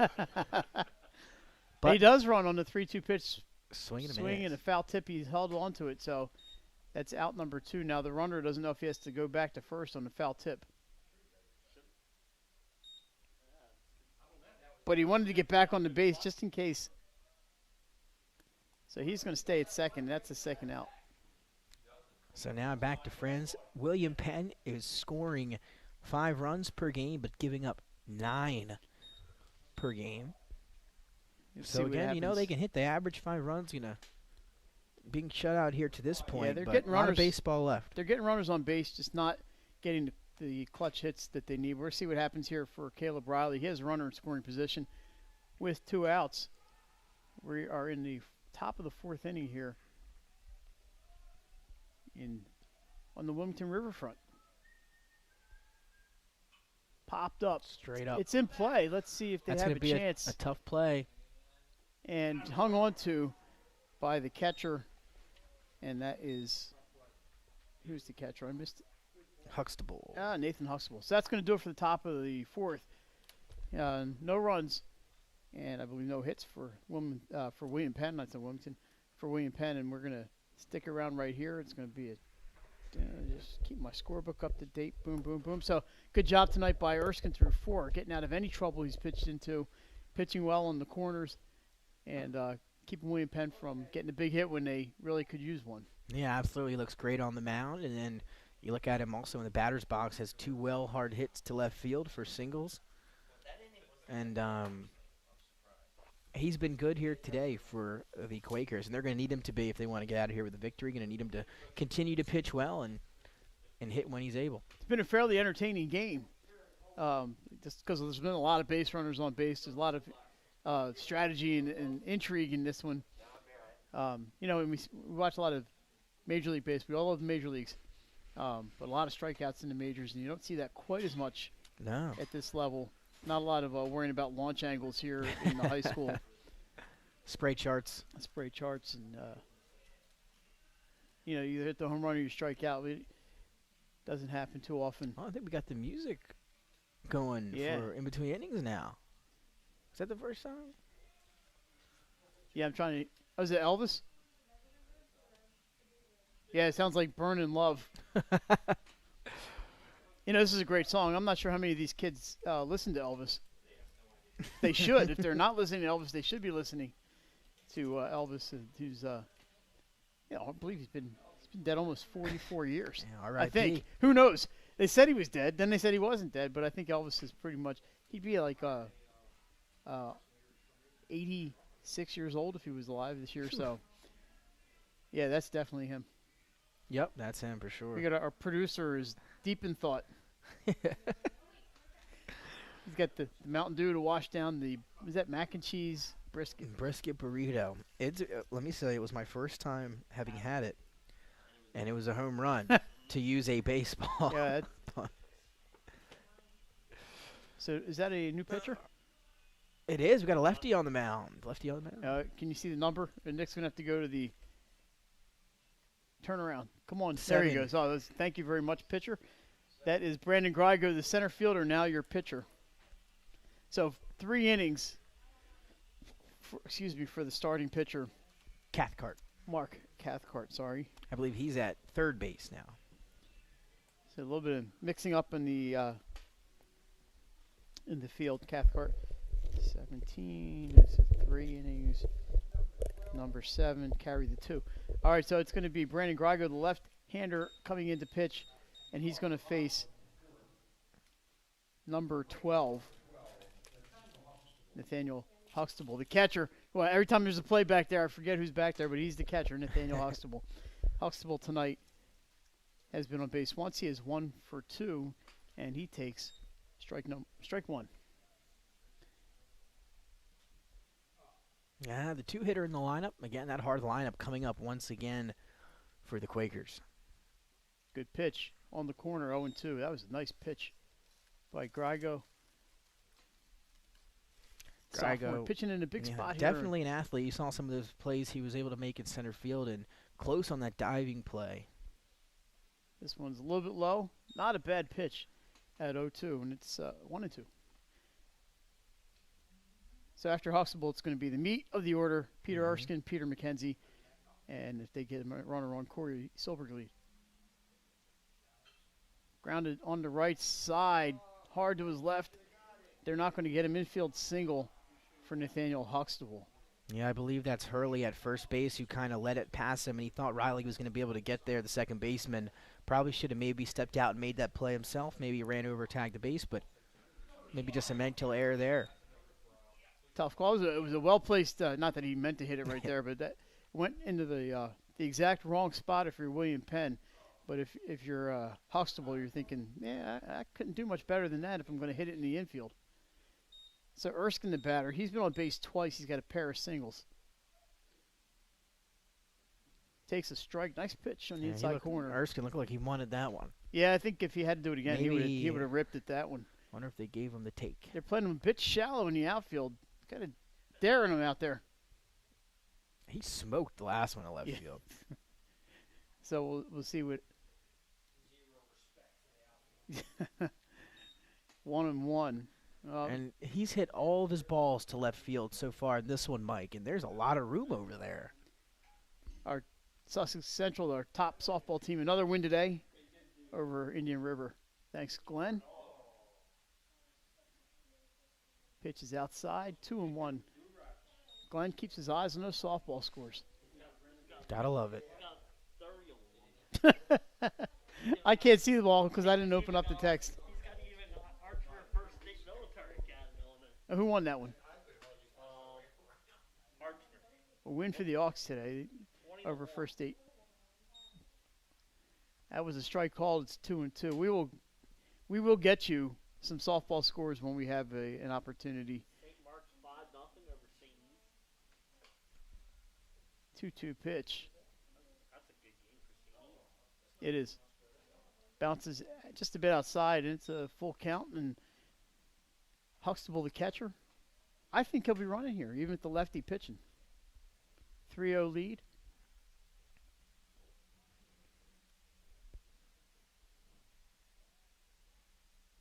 They are holding it on down there, the first baseman, Sean Hurley. He does run, grounded to third base, no play at second. Crossed the diamond, good play, and that's out number 1 for the third baseman, the former pitcher. Mark Cathcart. Mark Cathcart. Oh, was I a good drew a play, though, blank. yeah. That was a Oh good my play. God, I'm Well so done. old. Yeah. Well done at third base. Great throw. Took his time and didn't rush it. And Mark able to get him Cathcart, out. I knew that. I just had to just feel like a complete blank. Obviously, with the runner going, no play at second base, so he did a good job. That's a long throw across the diamond. And Peter Mckenzie is the batter. He takes a strike, 0-1. We are back tomorrow. Yeah. DMA, if you haven't seen the Seahawks, they're good. And Sussex Central, and I haven't seen them because I haven't seen too many of the downstate teams, but they are very good as well. Should be a good one here from Frawley and a little bit warmer. Pitch is high, 1-1. I got a chance to see DMA against Middletown for about 4 innings. And Kevin Williams did pitch in that game. Now, I don't know if he's going to pitch tomorrow night, but he throws hard. And they have a team that can hit. 1-1 pitch.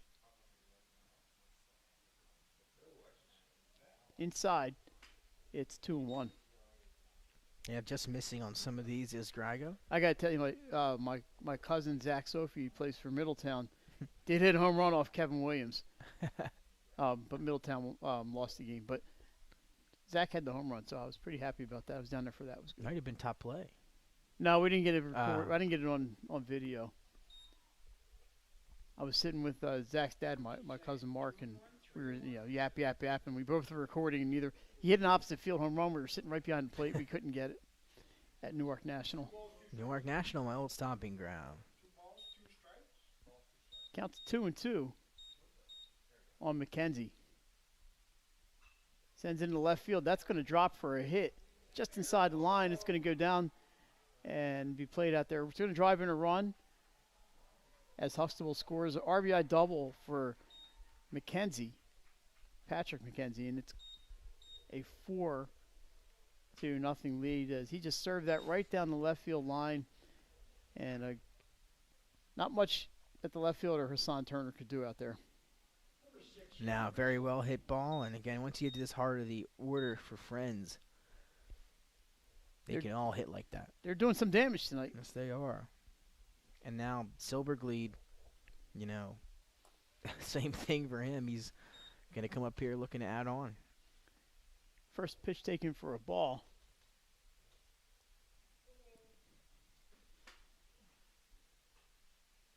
Those in attendance look to be diehards are still here. Outside, 2-0.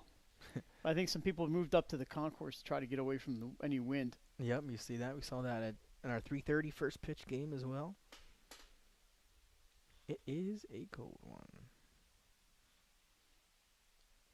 2-0 pitch. Grigo in his first inning of relief. This one's high and away. 3 balls and no strikes. 1 out here for the Quakers. We're in the bottom of the 4th from Frawley Stadium. Aiden Schwakey waits on deck for Friends.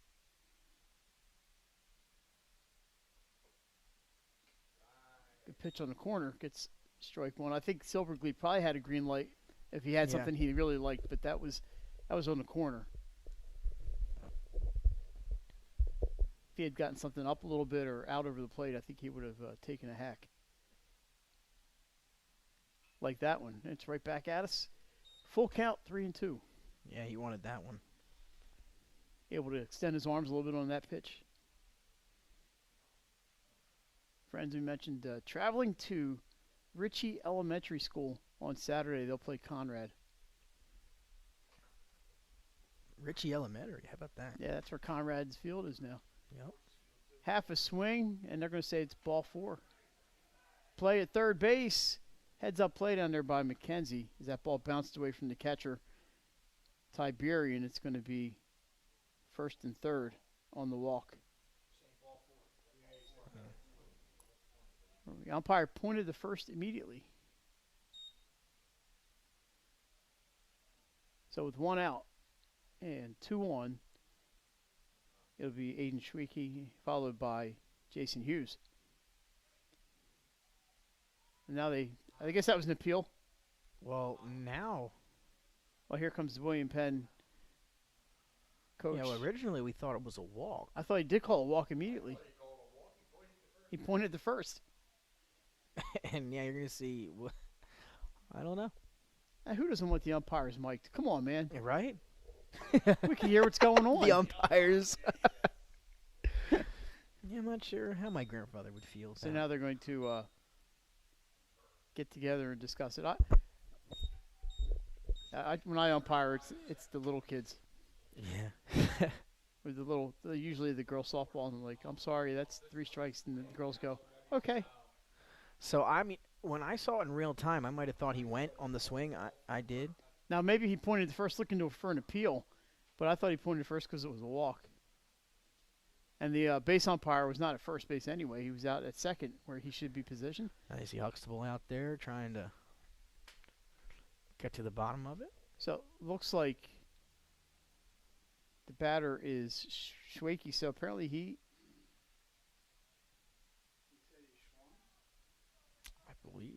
I believe so. So I guess they're gonna say he swung, ball out of the glove, threw him out at first, right? So that'll be 2 down So with a the- runner on third. So Silverglead is out. All right, now I'm really confused. Yeah, you know it's So who's at third base? That should be Patrick Mckenzie. it is. So Corey Silverglead is out for the second out of the inning. Yeah, so I guess So that not a leaves us walk. with Schweike. So Silverglead is the second out of the inning on the strikeout, and your batter is Aiden Schweike. Pops it straight up in the air. Tiberi, see if you can get under this one. And this time he hangs on. Good job by Tiberi for out number 3. And the Colonials get out of any more damage. So after 4 complete from Frawley Stadium, it's 4-0. We're back. You're watching 302 Sports. High Five Hospitality was founded in 2004 when 3 guys teamed up to introduce the Buffalo Wild Wings franchise concept to Delaware. They now operate 8 Buffalo Wild Wings, 6 locations throughout Delaware, and 2 locations in Maryland. B-Dubs has weekly and game day specials on their delicious food and beverages. Stop in one of their convenient locations today. The Stone Balloon Ale House features a unique blend of crafted food and an array of spirits, all flavored with a dash of nostalgia. Our culinary mantra is comfort food playfully reimagined, and we prepare seasonal favorites that strive to please the palate and resurface a memory. Limestone Barbecue, from our mouth-watering Texas-style brisket, fall-off-the-bone chicken, and St. Louis ribs. Southern-style sides, mac and cheese, baked beans, cornbread, sweet tea, and our homemade pickles. Be prepared as your bread will be your napkin. Yup, we are that kind of barbecue. Expectation. You'll have a tough time choosing between our exclusive dishes to help get you through the day. French toast, French crepes, Belgian waffles, and of course, our famous Eggs Benedict. High Five Hospitality's mission is to operate 5 brands that serve high-quality products with exceptional hospitality. High Five Hospitality was founded in 2004 when 3 guys teamed up to introduce the Buffalo Wild Wings franchise concept to Delaware. They now operate 8 Buffalo Wild Wings, 6 locations throughout Delaware, and 2 locations in Maryland. B-Dubs has weekly and game day specials on their delicious food and beverages. Stop in one of their... All right, Nick. Good things come to those who wait, and we were able to, with the help of our umpiring friends here, Silverglead swung and missed at that pitch. It was a wild pitch. The play was made to third base. Oh, pitch high and inside. The third baseman very alertly threw to first base, and they beat Silverglead to first. That was a putout, a strikeout and a putout at first base. Yep. And there you have it. Yeah, it took a while, but they got there. 2-0 on the batter, Hassan Turner. Strikeout 253, Mike. Yeah, you don't see that too often, Jay, do you? The strikeout 253. That does not happen every day. Turner 0 for 2. Let's see if he can get on base to start the 5th. William Penn right now, they have 3 hits. And they have a couple other base runners. Friends, they've got 7 hits on the evening, averaging 7 hits, so they're right at their game average. Good job here by the Quakers tonight, putting a couple runs up, and run here, and they built the 4-0 lead. So 3-0 count. Huxtable goes out to chat with Erskine. Says, hey, man, we got the 4-0 lead. Just throw it in there and let our defense play. Hassan Turner. I can hear the Colonials screaming from here. They're looking to get things started. Inside, called strike 1, right on that corner. Yep, that's where he's had some success today, is Erskine inside part of the plate.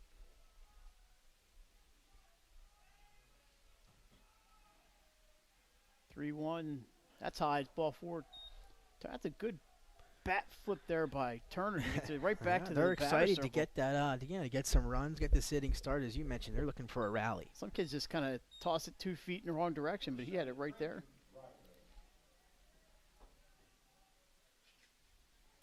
And a new text from our friend Glenn. Cape 6-1 over Indian River today. Your 4th-ranked team in the state. These are baseball, right? Baseball scores. Outside ball 1. Turner with a nice big lead out there first. He looks like he can run a little bit. Milford, Jay and Mike, we talked about them in the podcast team. yesterday. Really. 15 runs today they put up against Seaford. That's 15 to 5. That's a good team in Milford. Turner chased back to first. Apo 11-0 over Hodson Votech. And then Delmar over Dover 5-1. Those are your top 10 results. Again, top 10 results there. Grounder into the hole. It's short. Caught. That's going to be a hard play at first, and they're not going to get him. Nice stop out there at shortstop for Friends by who was. I thought I had this all written down. That's a Silverglead, but he would have had to throw that ball. Yeah, that would have been. He would have It's had an to infield have hit. It's a gonna be an rocket infield. arm, literally, to get that ball to first on Brandon time. Grigo with an infield hit. His 3rd time on base tonight, and it's 1st and 2nd for the Colonials. They are in business, but they've been in this business before. Yes, they have. And Mark Cathcart, now the 3rd baseman, is the batter. Swing, fly ball to right field.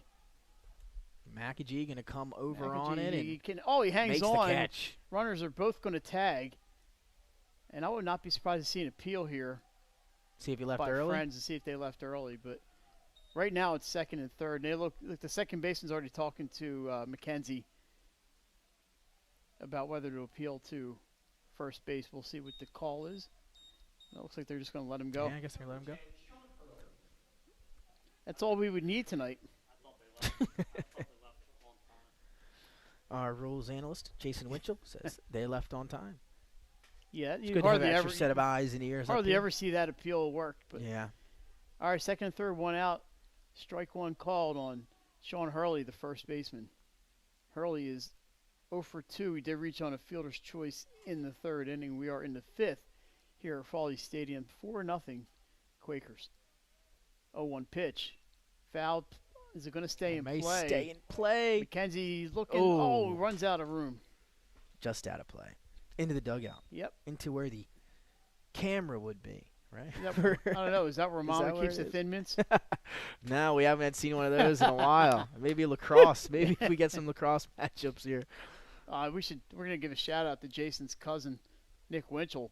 Went behind the head with a goal Oh. yesterday for Friends, and that was where Mama keeps the Thin That Mints. is. So we're- Yeah. And he also did it without her seeing no. around the back.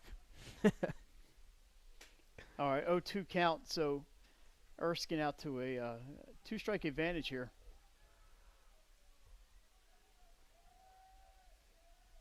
And once again, William Penn, runner on 3rd. They have not been able to score when they've had runners in scoring position. They've got 2 more with 1 down. We'll see how Erskine, if he can get out of this one for the Quakers one more time. Jason, that Nick Winchell might be watching. It's a Friends game, so you never know. He's a Quaker. Here we go, 0-2 pitch. Inside, just off the inside corner. Ooh, strike 3. No, he did call strike. Yeah, I never inside saw him corner. signal it. That is strike 3. Called strike. 2 down now. Yeah, the 5th inning is no time to be modifying your signals. So this is Michael Lane.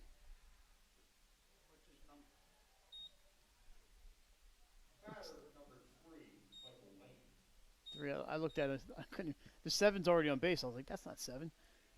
So Lane is up. He is 0 for 2. Now with 2 outs again. William Penn runners on in scoring position with nobody out. And Erskine 1 batter away from getting out of it. 0-2 pitch in the dirt. Try to get him to chase that one. Good stop back there by Huxtable. You know, Mike, it You only gotta trust your catcher. just check the weather. Little weather update. It only feels like 36. Is that all? Thought it'd be colder. I had to hesitate. That's ball 2. Yeah, that just missed. So it's a 2-2 count.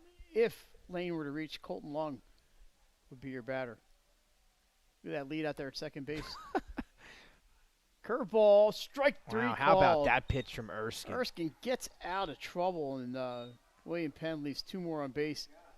They did have a hit and a walk, and they left 2. Your score is still 4-0. How about that performance by Peter Erskine? We'll see how long he goes. He hasn't really thrown a ton of pitches tonight. Yeah, I believe he threw 7 on the 19th. Not that that matters at all, but that's what was on the lineup sheet coming into this one. And William Penn, again, we see him strand runners in scoring position. They just can't seem to find ways to manufacture runs.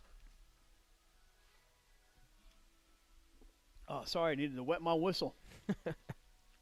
Always good to take a nice sip of ice-cold Pepsi.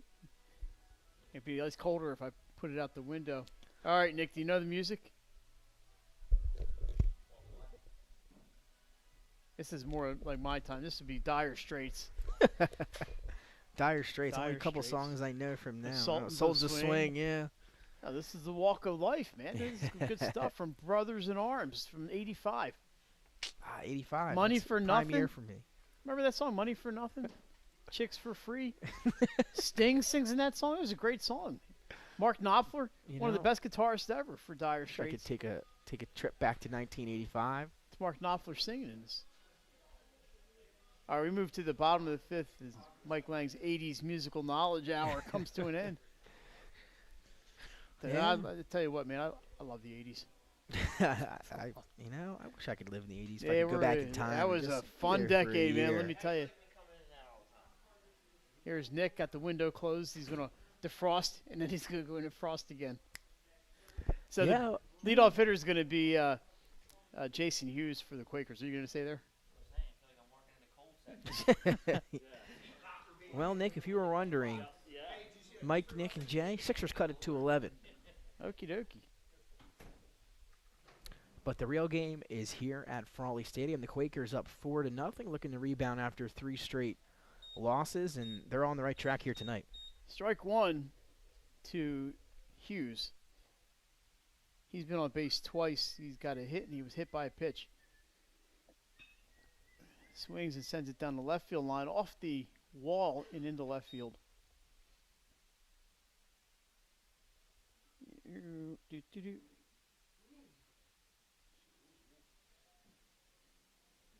So the count is 0-2.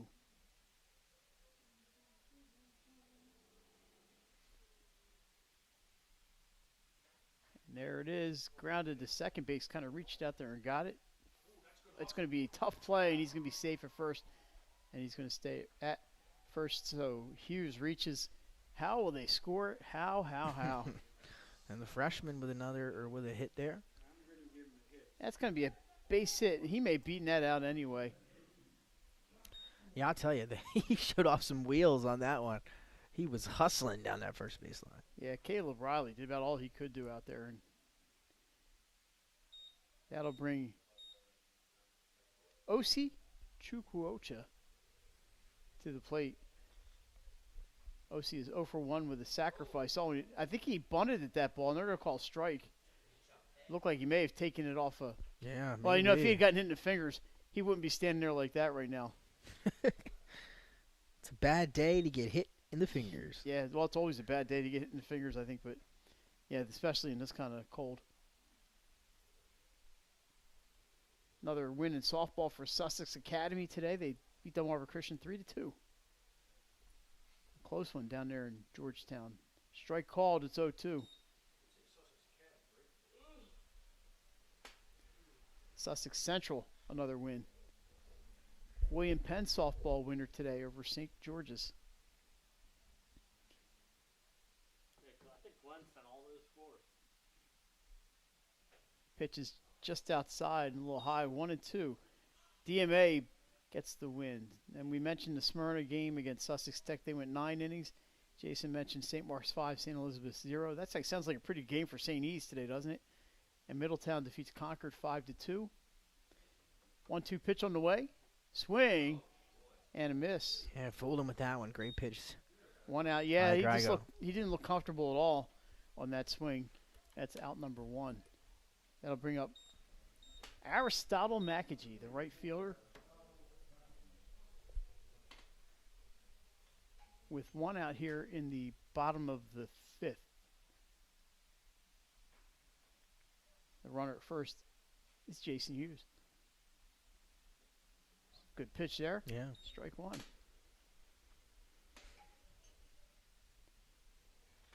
And again, William Penn, looking at the statistics, they average 5 runs per game getting shut out here today. And again, they allow 9. That seems to be the issue for the Colonials this season. That pitch missed. It's 1-1. It's a big weekend here. Big Saturday here at Frawley Stadium, by the way. We're going to get you the Saturday schedule here at Frawley. In a second, that ball's grounded to short. Plays the second. Got him. Fielder's choice. That's a great play out there at shortstop by Michael Lane. Just beats Jason Hughes with that throw. Yeah, and I'll tell you, Jason Hughes was hauling once again on his way to second. That man's got some speed, the freshman from Wilmington Friends, but a nice play by Lane to also had to put some mustard on it to get there in time from such a short distance. Love and mustard. able to do it. So Saturday morning, 11 o'clock, it's going to be Caesar Rodney and Glasgow right here at Frawley. The Riders making the trip up. Pitch on the outside corner, strike 1 on your leadoff hitter, Bennett Ross. Top of the lineup once again. And this is where they can do some damage. Yeah, and then time change, St. Elizabeth and Brandywine here at 2 p.m., not 3 on Saturday. And then 5 o'clock start now, Tatnall and Mount Pleasant. There's a ball 1-1. And then you might be able to get on home for the Blue Hens playoff game. Oh, yeah, that's right. On It's been so long since they've been WDSD. in the playoffs, I forgot. Yeah, that's right. Now they got a home playoff game Sacred this Saturday. Heart, right? Yeah, a couple postseason or regular season awards across the program there over at University of Delaware. Very successful spring season for the Hens and looking to improve. Good to see. How many games did they get in this year? 5. 5. They went 5-0. Had, 3 games canceled, I think? Yeah, Maine, Albany, one more, New Hampshire. Almost had to move. That's the lefty move right out there on that pickoff. And diving back in was Aristotle Mckenzie on that play. Nice move by Brandon Grigo. He's down to count 2-1 here to Bennett Ross. Ross 1 for 3 tonight. Got him leaning again. This time he's got him. And there's the tag out. No, he missed the tag, so he is out at first. Okay, so it's going to be a pickoff. I think he tagged him with his glove, and the ball was in his hand.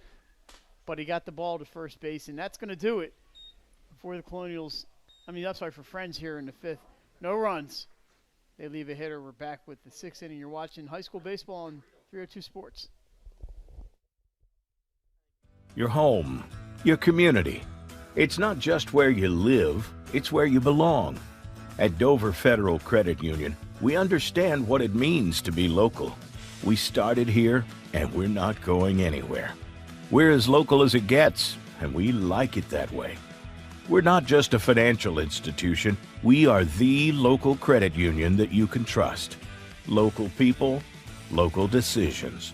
Hi, I'm Scott Kammerer from Soto Concepts.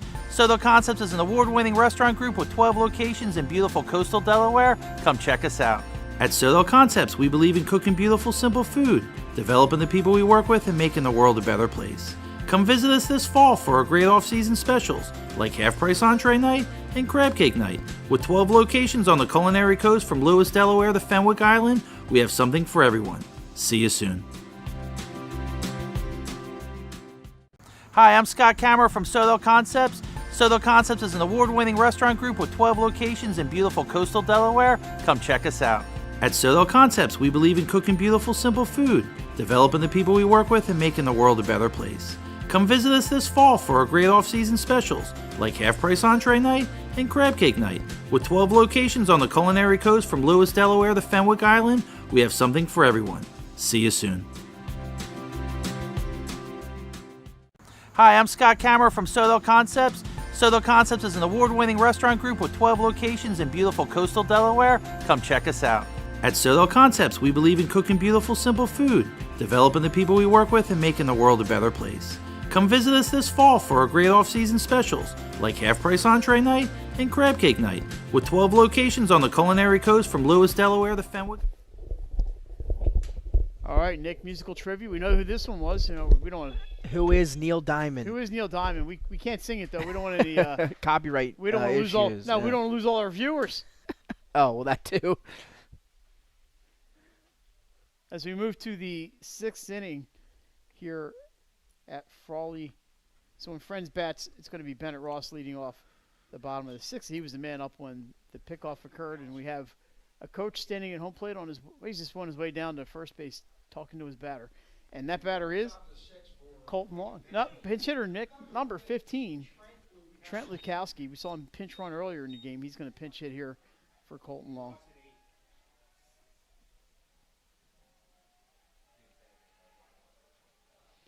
So Trent Lukowski, the senior, is going to come in and bat here in the top of the 6th. Erskine still on the hill. Pitch inside. He offered strike one. He did not appeal. It was just a strike call.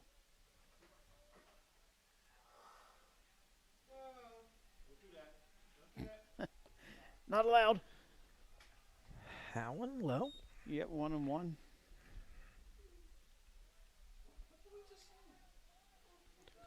Feet starting to get cold in here, Mike.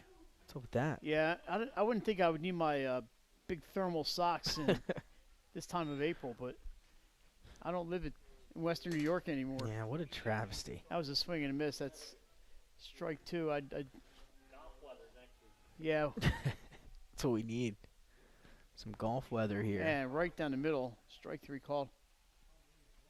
Erskine, though, continuing, Mike, to have a great game, obviously allowing no runs. He's been clutch when there's been runners in scoring position for the Colonials, and now they've been able to build him up a 4-run lead, and he's got a couple hits himself as well.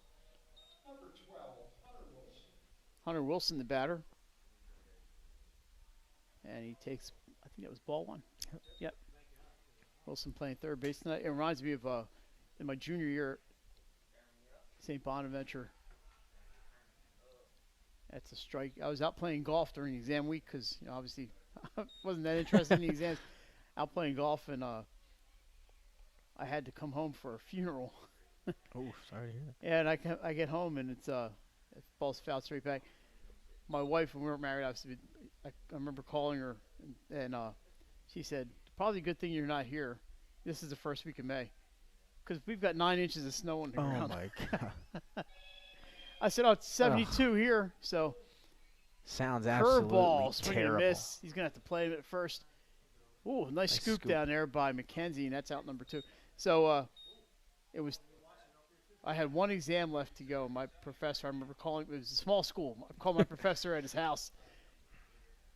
And he said, how many exams do you have left? I'm like, just yours. He goes, don't bother coming back up. So I just packed up my car and Oh, there you moved everything. go. I didn't have to go back up. Everybody to this. needs a professor like that. He said, That's some good ones in my whatever time. grade you have, that's what you're going to get. And I said, okay. As long as Okay. I had an A. So he's There like, you just go. keep your A. I'm like, thanks. See, now if you would have had a D or something, he might have been like, I you're said getting up here and taking Well, I this. said I would have needed the points. It was Coach Fred Handler. It was a sports psychology class, I think. And Coach Handler, who's a baseball field's named after up there, and he was an assistant coach on the basketball team that won the NIT tournament in 1977. And I think he was on the final. He was a coach at the Final Four team in 1970. Coach He's Handler, a jack of all trades. Coach Handler is a legend at there, and it's always a legend to me because he told me I didn't have to come back up for one exam. So Shout out Coach Handler for listening. that was a long ride. And That's how gonna about be that pitch strike by 3. Erskine? He struck out the side in the 6th, Peter Erskine, and that's out number 3. And Colonials, no runs, no hits, nobody left on. We move to the bottom of the 6th. We're going to keep it right here. So just remember, tomorrow night, Sussex Central and DMA, which should be a fine baseball game Yeah, indeed. absolutely. On paper, absolutely. Get a chance to see Central coming up from Georgetown. They're having a fantastic year. Yeah, they and really then are. just keep your eye on our social media sites for our schedule. And Nick, we should have our top plays coming out sometime over the next few days, right? Yeah, they finished up today, recorded today, and should be coming your way late tonight or early tomorrow. So keep your eyes on them. Always got my camera running, and we love submissions. I was going to say, we've had a fair Love amount of fan submissions. submissions, and we appreciate all that, With games being streamed by so many schools, we have a lot more to choose from, which makes it Oh, yeah, great. absolutely. We always love having as many as we can get, different schools and different sports. If you're playing golf and you get a hole-in-one, man, send it along to us. Yes, please do. That could We'd love it, the that could hole-in-one. find its way That'd in the be top awesome. 10. Absolutely. So be on the lookout. That's going to be at DelawareLive.com. And of course, we send a link out on Facebook, Twitter, Instagram, and all our various channels that we have to get those things out of there. Nick Alessandrini always does a great job with the narration. Thank you, Mike. I appreciate that. It's Nick sees him, Nick it's- Halliday sees him, and then Nick Alessandrini sees him. They all see the two Nicks see top plays before anybody else. Even before I see Jason and I see him at the same time as everybody else. I shoot a fair amount of videos, so I see some of them when I record them Yeah. live. But I will say I do miss doing this show and being able to do the top plays live yeah, that's on the that's something show. fun. That is that's the one thing I do miss for sure. And hopefully we'll be able to maybe next year get the show back. Bennett Ross, the batter, he was up in the fifth inning, but the caught stealing. He's back up now. So yeah, the one thing with we've had Wednesday nights open, so we've been able to go to some games on Wednesday nights. But I do miss the show. Oh yeah. Fouled off, maybe off his foot, not sure, but it's foul ball, and it's no balls and 2 strikes. William Penn's allowed a lot of base runners tonight, but they haven't. It's only 4-0, so it's not like they're really getting smoked. Yeah. They've done a good job tonight. They're a young team. They're growing, and I think they've had a pretty good night. Yeah, I think you said it. They are very young. That one's softly hit. Going to have to come up and make a very nice play, and they do. Got I think him. he got he's him safe. I think he may off have the come bag. Yeah, off the bag. So we'll see how they score. Thank God I'm not the scorekeeper tonight. But you said it, Mike. They've had multiple opportunities in multiple innings with runners on second and third, multiple scoring position runners, and just haven't been able to get those runs in. And again, they average coming into this one, as Jason alluded to on our stat sheet, 5 runs a game for the Colonials, still being shut out here in the 6th. Yeah, and that's going to bring Nathan Huxtable, the catcher, up for the 4th time tonight. He's got 2 hits, scored a run. Check swing there, and I think it's going to be a ball.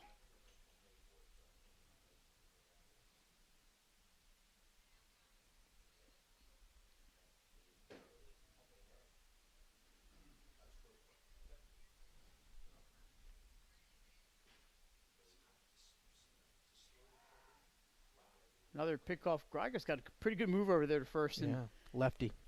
Hurley thought he may have had him over there, but I think Ross was under the tag. Yeah, I'm with you. Hurley did show some emotion. Didn't, maybe thought he got him, but I might agree with you on that one, Mike. He tried selling it. No yawning allowed in the press box. There's a That's hard to hit. punch shot into right. It's going to be a fair ball, and that's trouble. Ross Got to send him. down to third base. Looks like he's going to be held at third. It's going to be a double for Nathaniel Huxtable. Second and third, nobody out for the Quakers. He just got that right inside the line, and it was fading, and not anything the Colonials could do on that one. Yeah, again, second and third now, nobody down, and It's going to be Peter Erskine. They got the now the here meat- comes the heart of the lineup. the meat's coming up. Erskine have 3 hits today. He's got single. No, he's got two for three as a 2 for double 3. and a single, and he grounded out his last time up. Second and third, he's got some ducks on the pond there.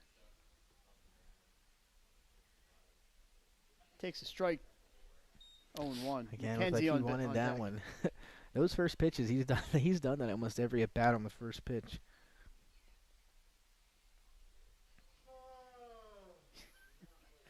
That's just not right. 0-1 pitch from Grigo. Outside corner, just off the plate. Misses.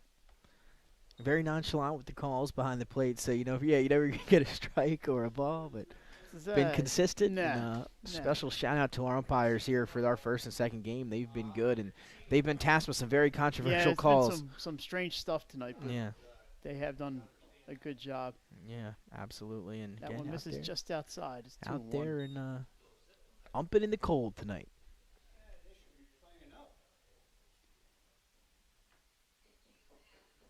Yeah, William Penn, not infield, not up, but 2-1 pitch. That one misses a little bit. That's missed more than a little bit. That's 3-1. So the blue skies are gone.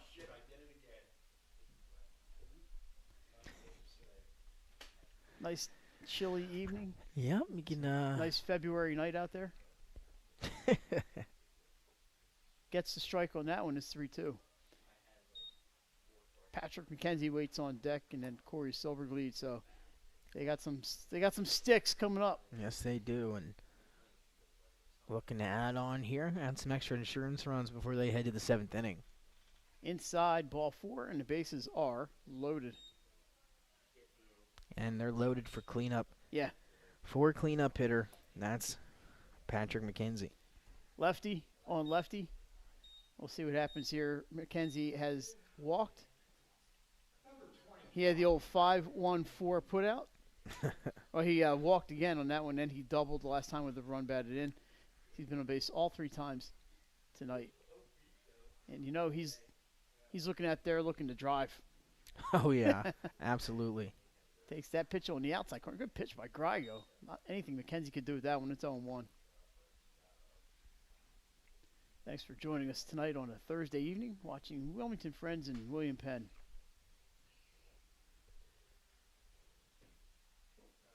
From the windup, another good pitch. Another one in the outside corner. He's painting the corners here against Mckenzie. It's 0-2.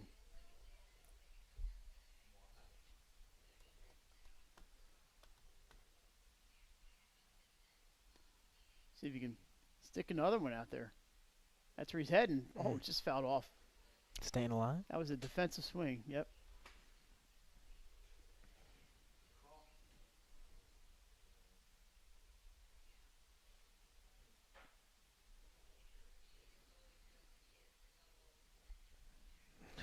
So 0-2, the count remains, and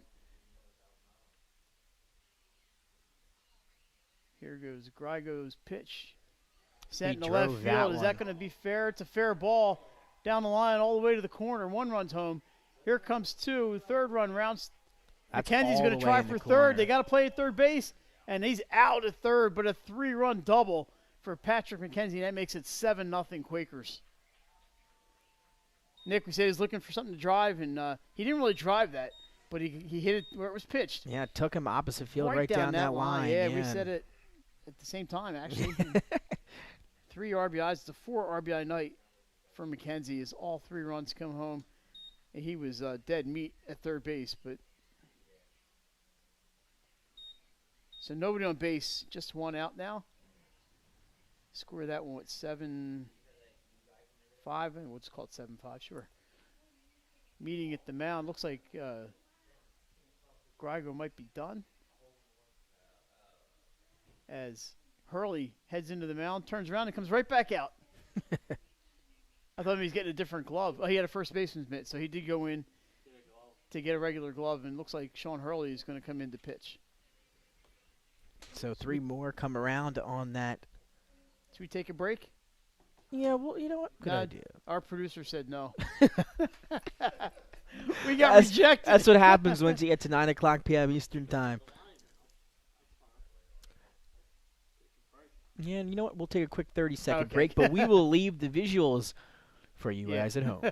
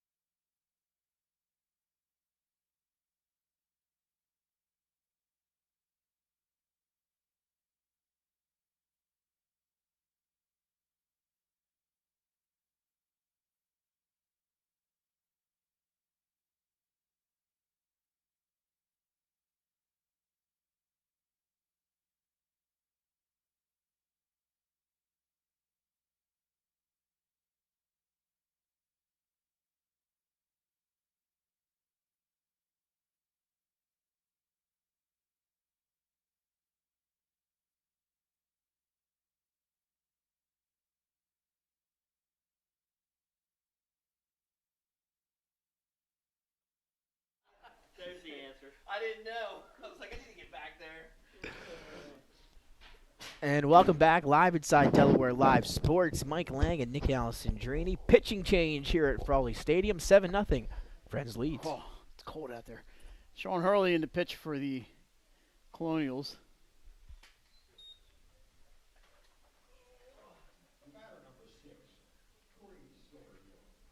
Corey Silverglead, the batter, he takes the ball. Whoa, man, it's chilly out there. I was going to say, how's the concourse? Concourse out there, great. Mike? There's actually people trying to watch from the bathroom just to get out, to get out of the cold. I'm telling you, baseball was not meant to be played in this No, kind it's of not. weather. All right, so we have 7 runs in for the Colonials. Base is empty after Mckenzie gets thrown out. And 1 out here in the bottom of the 6th. William Penn will have one last chance, unless Renz gets up to 10-0, but they don't have anybody on base with 1 Yeah. out. So I'm planning on the top of the 7th here. And Sean Hurley on the mound now for the Colonials. There's a strike from Hurley, 3-1. Hurley, a junior. And that's you're considered an older elder on this William Penn team if you're a junior. Outside ball 4, and Silverglead pulled a Pete Rose down there to first base, man. He was moving. But he'll stop at first, on base for the 3rd time tonight with a walk, 2 walks and a fielder's choice. And again, both of these teams' opponents' winning percentage coming in, we talked about it.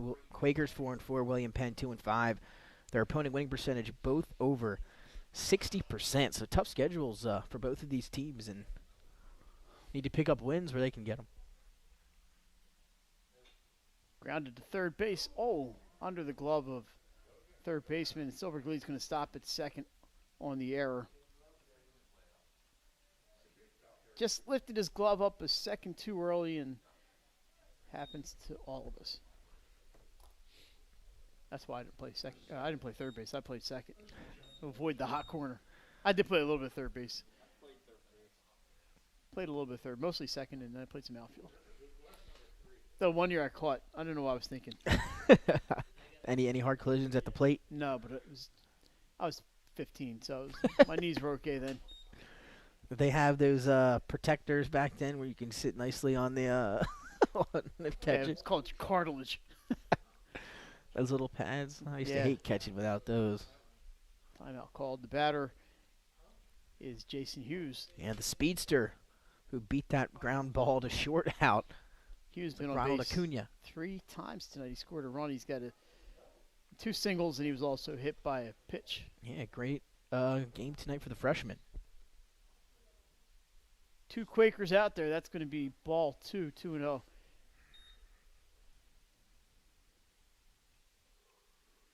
And after 3, the Bucks lead the Sixers 108-87. Cool. Is anybody playing for the Sixers tonight? 108-87. Embiid is heading to the locker room. Oh, good. They're good. I'll tell you, Who didn't play tonight? Simmons just playing? Simmons. Just Simmons didn't play. What's his story? Illness, it said. Illness. Come on, man. Non-COVID related Yeah, illness. Just get out there and play.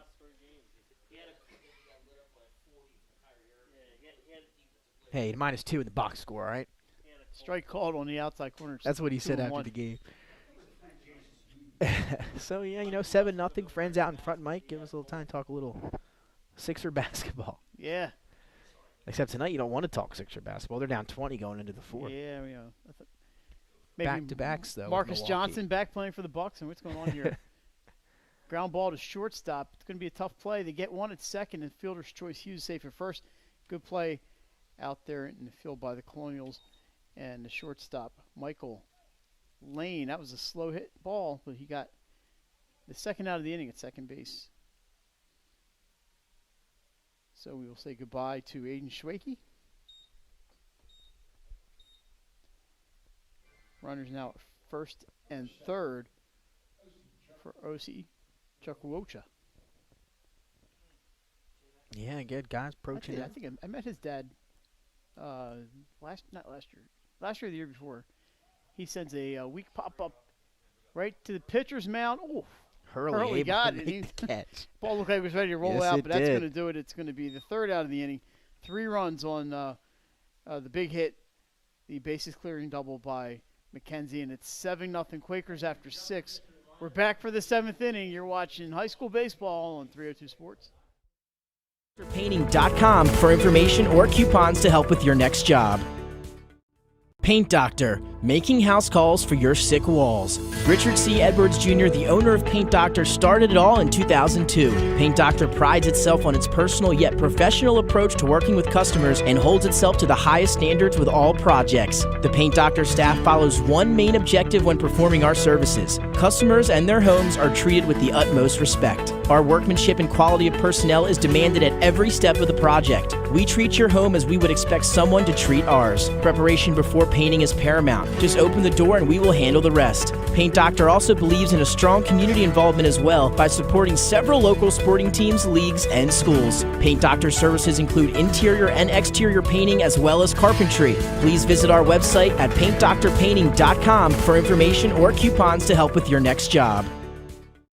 Paint Doctor, making house calls for your sick walls. Richard C. Edwards Jr., the owner of Paint Doctor, started it all in 2002. Paint Doctor prides itself on its personal yet professional approach to working with customers and holds itself to the highest standards with all projects. The Paint Doctor staff follows one main objective when performing our services. Customers and their homes are treated with the utmost respect. Our workmanship and quality of personnel is demanded at every step of the project. We treat your home as we would expect someone to treat ours. Preparation before painting is paramount. Just open the door and we will handle the rest. Paint Doctor also believes in a strong community involvement as well by supporting several local sporting teams, leagues, and schools. Paint Doctor services include interior and exterior painting as well as carpentry. Please visit our website at paintdoctorpainting.com for information or coupons to help with your next job.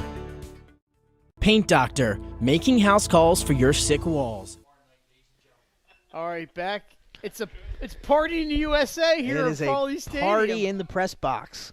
As our in-between innings entertainment was Hannah Montana herself. In the flesh. Miley Cyrus, yeah. Maybe Miley Cyrus should do a concert here at Frawley Stadium. I'd be here. They've had some good people here at Frawley. Yeah, we had a County Crow. Remember the one County Crows and Gin Blossoms? I think, and then Soup guy from Seinfeld. who was here? The soup guy from Seinfeld. The soup guy. Well, I can't say the. No, we don't we're on say the that. air, so No soup it's for you, man. culturally inappropriate now at this day and age. Swing and a miss, 0-2 count on the batter, Caleb Riley, here in the 7th. Last chance time for the Colonials. They trail by 7. Great job here by Erskine. He's back out trying to wrap this up. He's given up just 4 hits. Yeah, he's fouled looked good. back by Riley, yeah. Again, William Penn, they're used to scoring 5 or more runs a game. Erskine looking to shut them out here through 7 innings at Frawley Stadium. And again, Friends trying to move above 500. 0-2 pitch. He's going to look to put him away here. Curveball back up the middle. It's got eyes. It's a base hit for Riley, and he's on base. His 2nd hit of the night. Now William Penn going to try to get a little rally started here, down by 7 runs. All it takes is 1/2 inning of play, Mike. Yeah, that's their 5th hit. By the way, that snapped a streak of 5 consecutive strikeouts by Erskine. He had struck out the last 5 batters, 3 of them looking. Now top of the order coming up now for the Colonials. This would be Hassan Turner. I kind of like what I've seen from Turner tonight. Yeah. He's 0 for 2 with a walk. I'm going to be, once I get a second here, 1, 2, 3, 4. I'll have to recount. This is entertaining up here. It is. I'll tell you. We've been. I guess what, Mike? Time did you get here? 2:45, 2:50. I was here at 3:20, man. I had to work. I was gonna say it's been. I It's been a long barely day. got Been here. here over about 6 hours now, fella. I barely got here. I had to work. Jason was here early. he left the bunker and came into this bunker. Yeah, I left at around 2:30 from work. Tried to get right on over here. Wasn't as smooth as it sounds, but we all got here relatively. Been here for a while now. Pitch is outside. By the way, 13 strikeouts tonight for Erskine, Wow. including 4 in the 2nd inning. That's hard to do. And he's got a 1-0 count on Hassan Turner. Pitch on the inside corner called strike 1. Struck out 5 consecutive batters in the 5th and 6th innings. And struck out the side twice tonight. And like we mentioned, when he struck out the side in the second, he really struck out the side. He threw 4 strikeouts. Curveball in the dirt, 2-1. On deck for the Colonials, it's Brandon Grigo.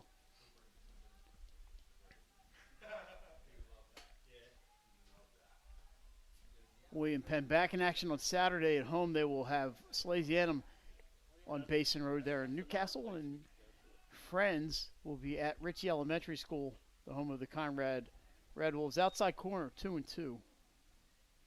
That Friends Conrad game could actually, I think, should be a pretty good game. Yeah, I tell you, I was very impressed with what I saw at Conrad today. Reinert looked great on the mound. They hit the ball very well. Perung, looks like an all-stater from what we saw. I mean, they look good. They're a team maybe to watch out for low-key as we progress here into the spring. Obviously, Erskine and Reinert will not be pitching on Saturday. 2-2 pitch. Just got a piece of it. And it remains 2-2. And again, I mean, the Erskine family, if you're watching back home in North Carolina, we know they would love nothing more than to see Peter get a complete game here and close this one down for the Quakers. He has done the job on the hill tonight.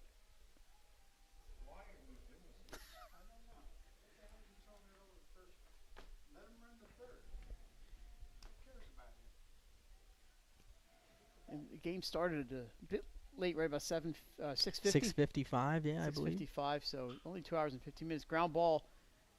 Turner's got it. I'm sorry, not Turner. Hughes has it at third base, but unable to make a play. Safe on the infield single, and 2 runners on as Brandon Grigo gets. I'm sorry, Hassan Turner gets on. Grigo's up now. It's getting late and loopy. 6th hit on the evening for William Penn. First and second, nobody out. This is Brandon Grigo, the left-hander. Swing, sends it high into the air down the right field line. Being chased down there. It's going to be a tough play. Oh, he top caught play it. Candidate Patrick Mckenzie. Oh, my goodness. Did we get that, Pops? All right. That is a tough ball to track down. We've seen multiple people struggle with that defensively here tonight under these lights and this weather with the wind. What a play. Patrick Mckenzie, that was going to be a tough play for the right fielder out there. And what a great play by Mckenzie, tracing it down and laying out a little bit to get to it. I think it might make it there. You never know. I've seen a few here in these last 2 games at Frawley that we could be looking in. One of them might have been that evading the run tag at home. Wow, what a play that was. If you missed it, go back and check the footage of Salesianum and Conrad. Mark Cathcart, the batter, he swings at the first pitch, and it's strike 1. From the stretch, ground ball to second base. This could be 2. Gets the shortstop for 1. Back to first.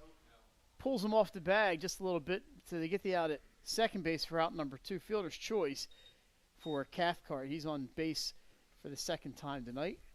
So we're going to score that 4-6. Very hard hit ball, but the second baseman out there for Friends. And that is, so I lost it.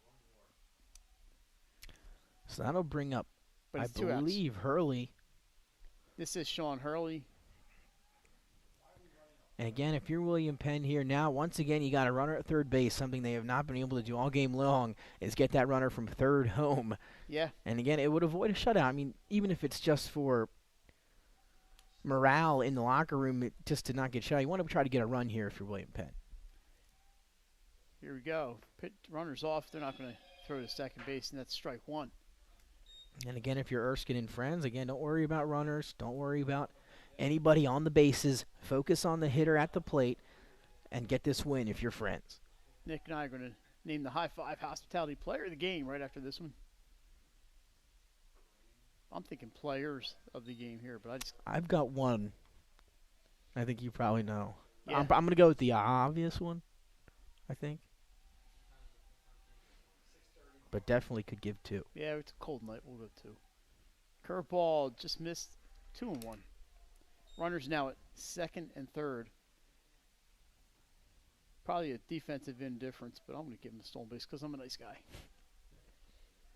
You are a nice guy, Mike. Should Hurley get on, Michael Lane would be the batter. I think Sally's probably is out of that banquet they had today. Right? I They home would now? hope so. The bank was outside. Those poor guys. 2-1 pitch down the middle, strike 2, and Colonials down to their last strike. And again, we'll reiterate it after the ball game here in a moment. But Erskine, phenomenal game on the mound and trying to wrap up this shutout right here. 2-2 pitch inside. Did it get him? Nope. No. Full count. 13 strikeouts tonight for How about Peter that? Erskine. Including, like I 13. said, It doesn't seem like that many. 4 in the second inning. Wow, yeah, he's defying physics. All right, 3-2 count on Sean Hurley. From the windup, the 3-2 pitch, fouled straight back.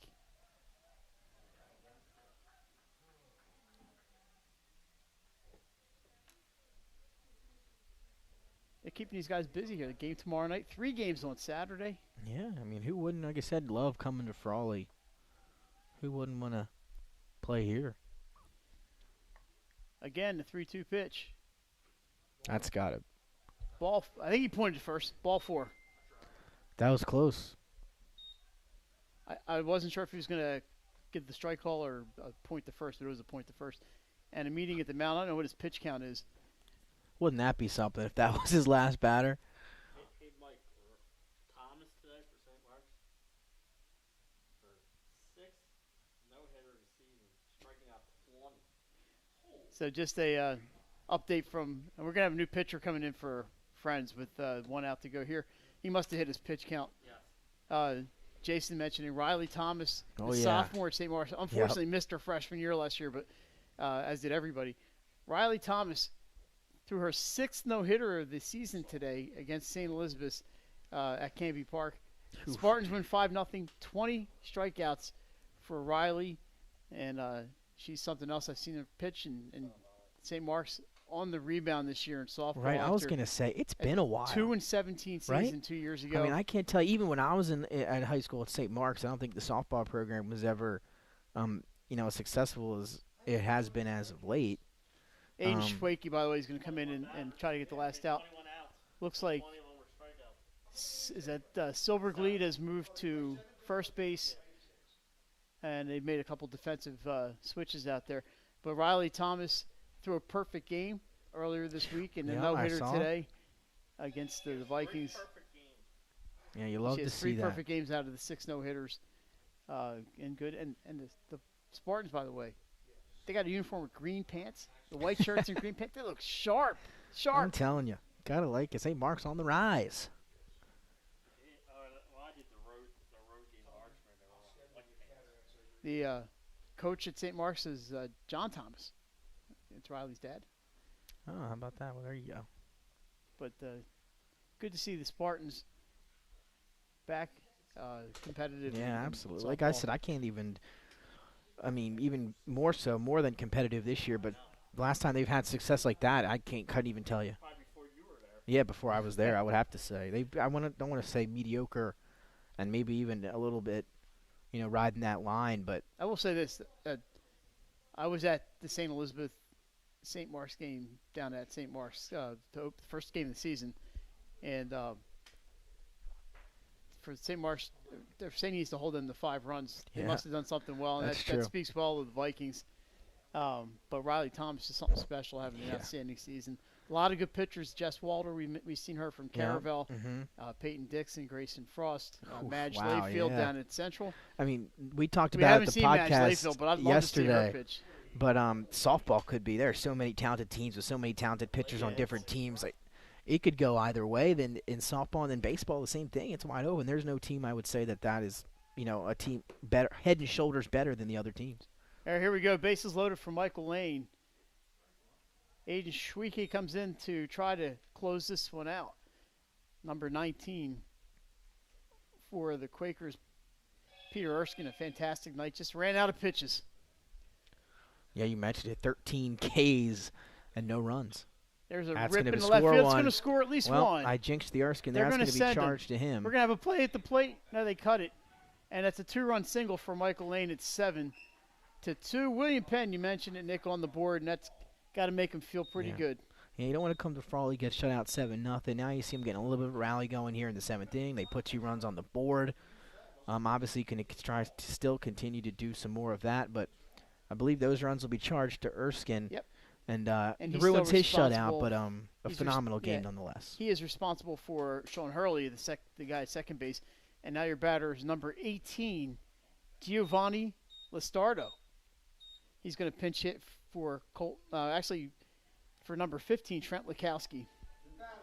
Who pinch hit his last at bat, right?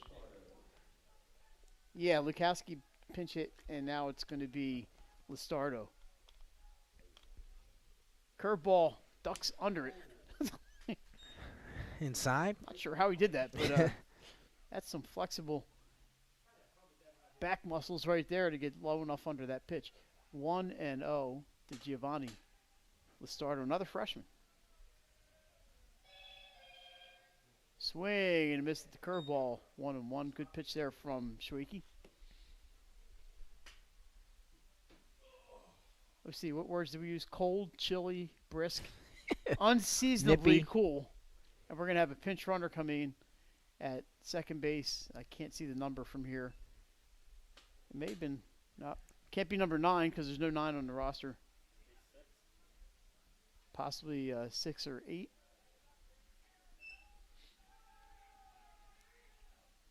But a 1-1 count on Listardo. Here's the pitch. Sent into the dugout down the first base side, 1-2. Again, down to their last strike.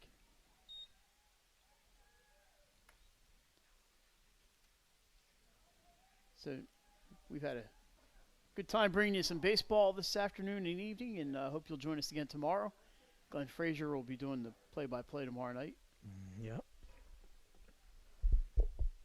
1-2 pitch, swing, and a miss, and that is going to do it. Your final here from Frawley Stadium, 7-2, 7 runs, 11 hits, 1 error for Friends, 2 runs, 7 hits, an error for William Penn.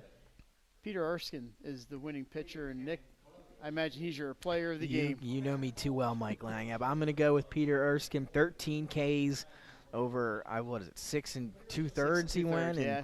And he looked electric out there, and not to mention he did it at the plate as well. Had 2 hits as well for Peter Erskine. He's going to be my player of the game. Honorable mention goes to Patrick Mckenzie. Oh, yeah. On base all 4 times. He drove in 4 runs with 2 doubles and a walk, 2 walks. 2 doubles and 2 walks. He drove in 3 runs there in the bottom of the 6th inning. But Peter Erskine, I think Peter Erskine gets the main honors, and our honorable mention is going to go to Patrick Mckenzie. Absolutely. And a couple of guys that had very good games for the Quakers today. They needed this win after dropping 3 straight. This gets them back above 500, and it'll build that confidence as they try to finish out the year. Yeah, a good game there for Friends. For the Colonials, another step on just building to something. And, hey, you know what? It shows me something that they scored a couple runs there in the 7th when they could have just gone up and waved it a couple pitches and exactly right. They down. showed fight. They kept going, and they looked good near the end of that game. And look, now they're out there running some sprints, getting loose. Some way to not go down 7-0, putting 2 in the 7th. That showed some heart out of William Penn. All right, once again, your final 7-2 tomorrow night. It's Delaware Military Academy in Sussex Central, right back here at Frawley Stadium, and I guess that's going to remember. Keep your eyes out for top plays coming up either tonight or tomorrow on DelawareLive.com. I think that's going to wrap it up for Pops and for Nick Halliday. Jason Winchell, your producer. My broadcast partner, Nick Alessandrini. I'm Mike Lang. Thanks for joining us, everybody. Have a good night. We'll see you tomorrow on Delaware Live, powered by 302 Sports.